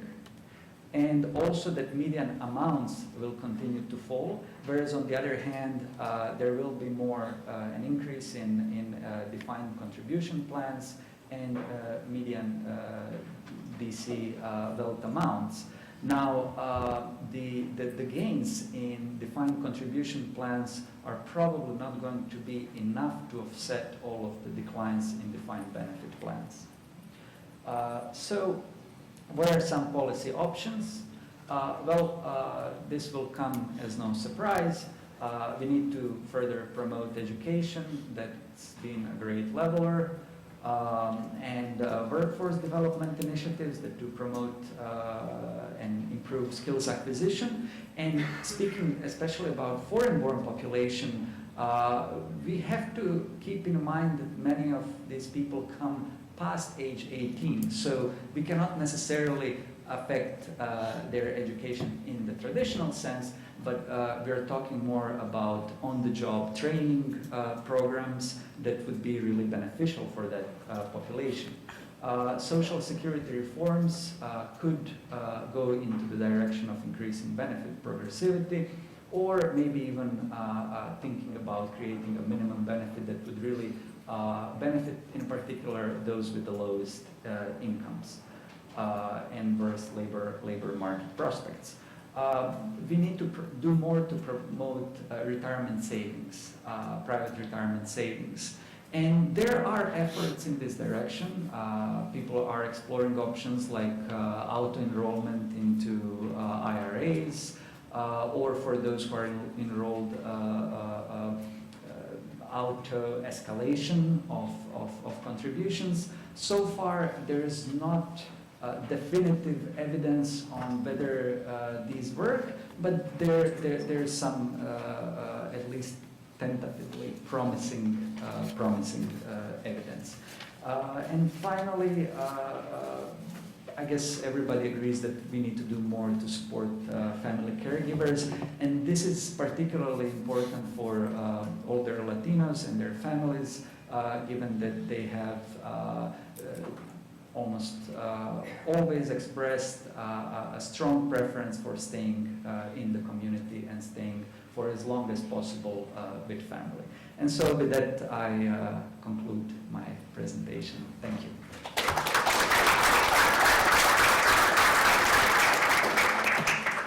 Thank you, Stipica. And yeah, your presentation reminds us of, and I'm eager to see what the simulation model does to show the effects of possible reform to Social Security, right? Because people, I mean, the general discourse is that the system is broken and that there's too, I mean, correct me if I'm wrong, but the dominant discourse is that benefits need to be curbed. There's not that much discussion about, you know, increases in Social Security taxes or any other kinds of contributions. So, yeah, it will be interesting to see how this affects retirement for so many people, right? Given the projections that you showed at the beginning, as well as by, for instance, linking to UNAM's paper, which is in Mexico, but you know, I'm sure that there's a similar gradient. That's one of the questions I have, whether there's a similar gradient in the United States. There's work on that. You know, I mean, people, high retirement ages for people who have been working in manual occupations will have also many different kinds of health challenges for these people, right? And disability challenges that, you know, I can keep working until I'm 70, you know, I'm sitting here just talking, you know, but people that do real work, I don't know if that's that doable. But anyway, let's open it up for questions, a few questions. Yes? So in the sampling that you took of self-reporting for rural versus, you said you did rural versus urban? We are going to do it next. Oh, you're going to do Yeah. rural next? Yeah. Oh, I'm loud. Because the indigenous population with a traditional, that follow traditional diet seem to have less health issues than urban or indigenous that move to urban areas and don't follow this traditional diet regime. Yeah, so the diet, so for obesity, diabetes, and hypertension might be different, but then when we look at the disability and poor self-rated health, I believe that we're going to see things that are different, even with different levels of health conditions, like because of the amount of accumulation of other types of stresses in the work. So, but I'll keep you posted. We'll keep you posted. Soya? A question about the projections. I wonder if your models take into account a large number of undocumented adults among Hispanics, and if your projected raises or at least levels of income are based on Social Security eligibility, that might be really problematic for this kind of growth, and if you're doing any adjustments for that. So thank you for that question. So Dynasim is a model that was started many decades ago. I just came a year ago to the Urban Institute, but I know that in recent years they've been trying with the Department of Labor and their support to improve some of the inputs into the model, which would also include undocumented, better sense of tracking undocumented population. So it does take undocumented. So the short answer, it does take undocumented population into account. How good those numbers are, that's more questionable, because they effectively, our researchers start from other surveys, and then ultimately it's a residual. You know, what amount of error is in there, inherent to it, I don't quite know, but at least in theory, that population should be somewhere in the projections. So just for... The assumptions you're making about incomes of undocumented immigrants in older ages. So there was actually at the Retirement Research Consortium a conference in DC that happened just a few weeks ago. There was an interesting presentation on the incomes of undocumented persons in the U.S. And now this is, I guess these are still somewhat controversial findings, but they've been increasing and converging to incomes of other, of documented Latinos in the U.S. Now, one of the explanations is that because there's less of the circular migration, and these are people who now spend longer time in the United States, that they have actually over time, those who still remain undocumented, they have become more established. And so that over time, their labor market position actually somewhat improved, even though they're still lagging behind other groups. Again, remains to be seen. Very hard to find data, but that's what some of the recent studies show. Just following up on that, just so even in forgetting about those who are about to retire and don't have documentation, you know, like many, especially I would say Mexican and maybe Central Americans in the United States who have legal standing. Many of them have prior undocumented status. So with the model, basically assume, okay, they became documented in, you know, there's an age profile of becoming legalized, after which you start accruing Social Security and FICA benefits because the prior ones accrued are forgone, right? Yeah. So that's what the model would do? Yeah. Oh, okay. Yeah.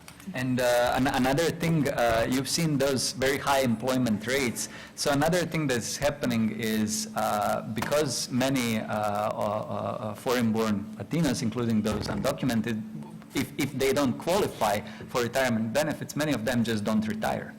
So you see very high employment participation at very old ages.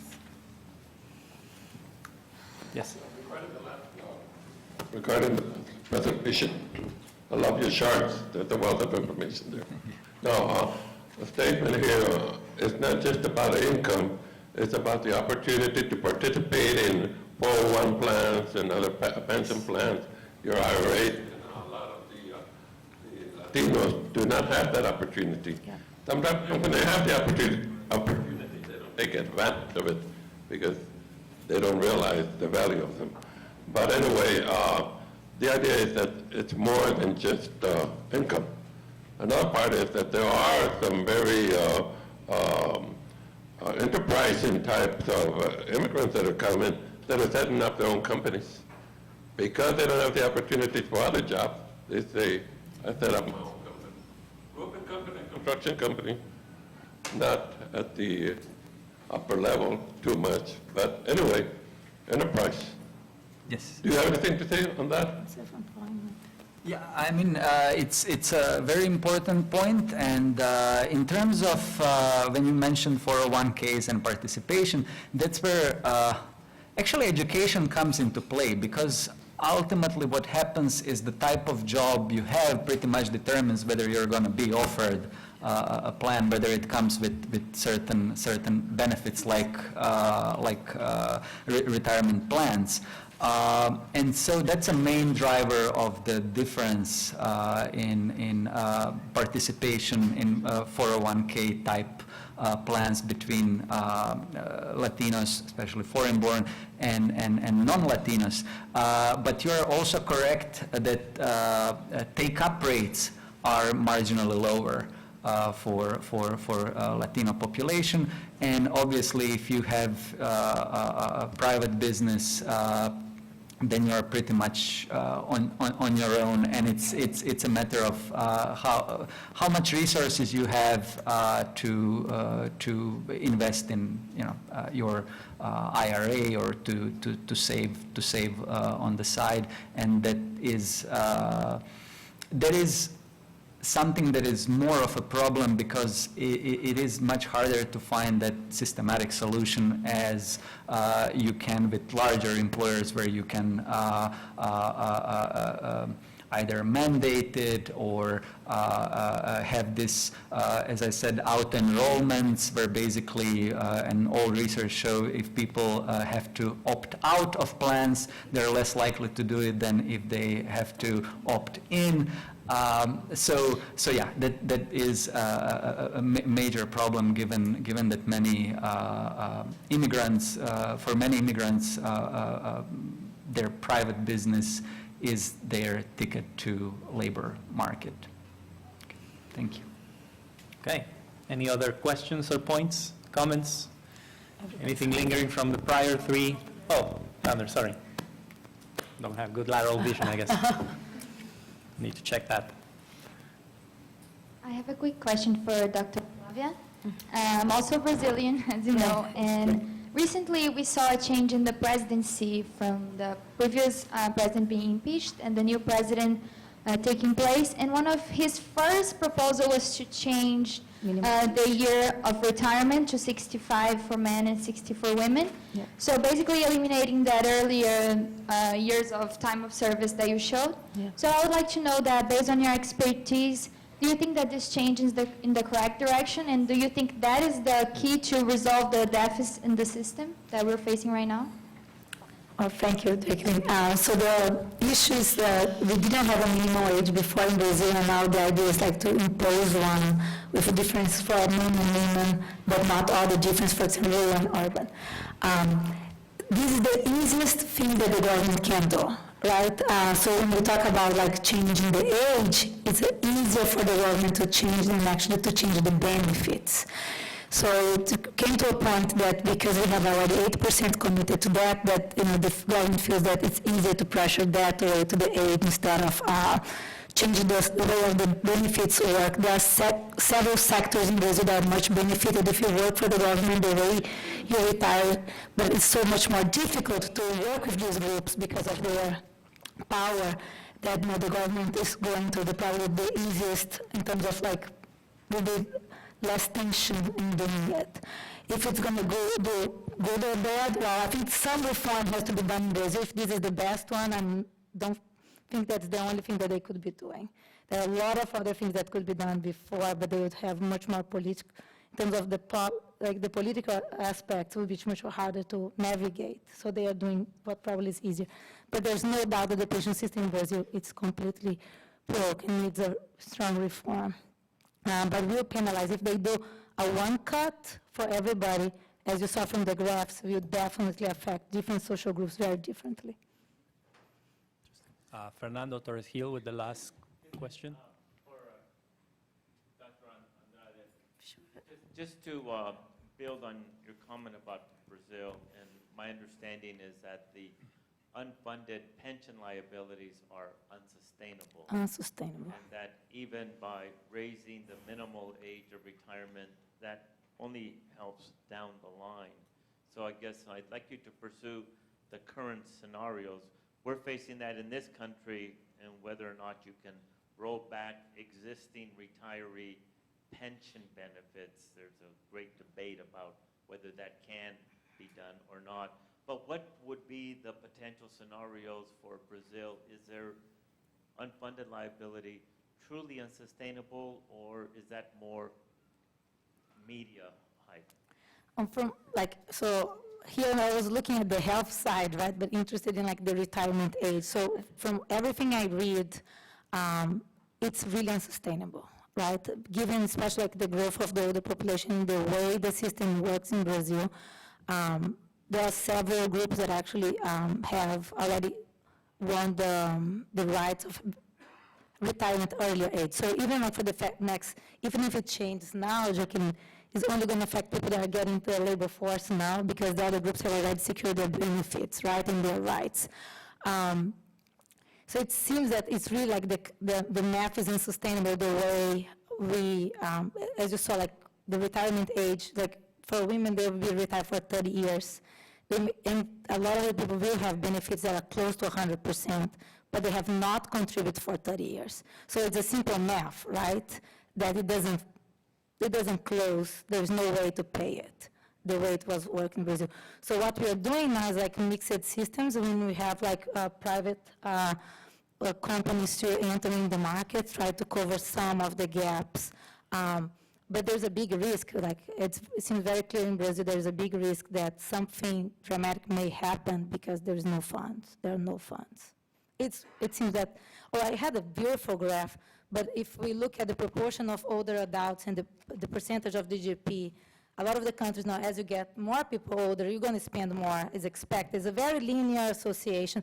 Brazil is high up there, is the only outlier in the world. So. Wow, on that note, thank you for your attention, and we'll break for lunch, right?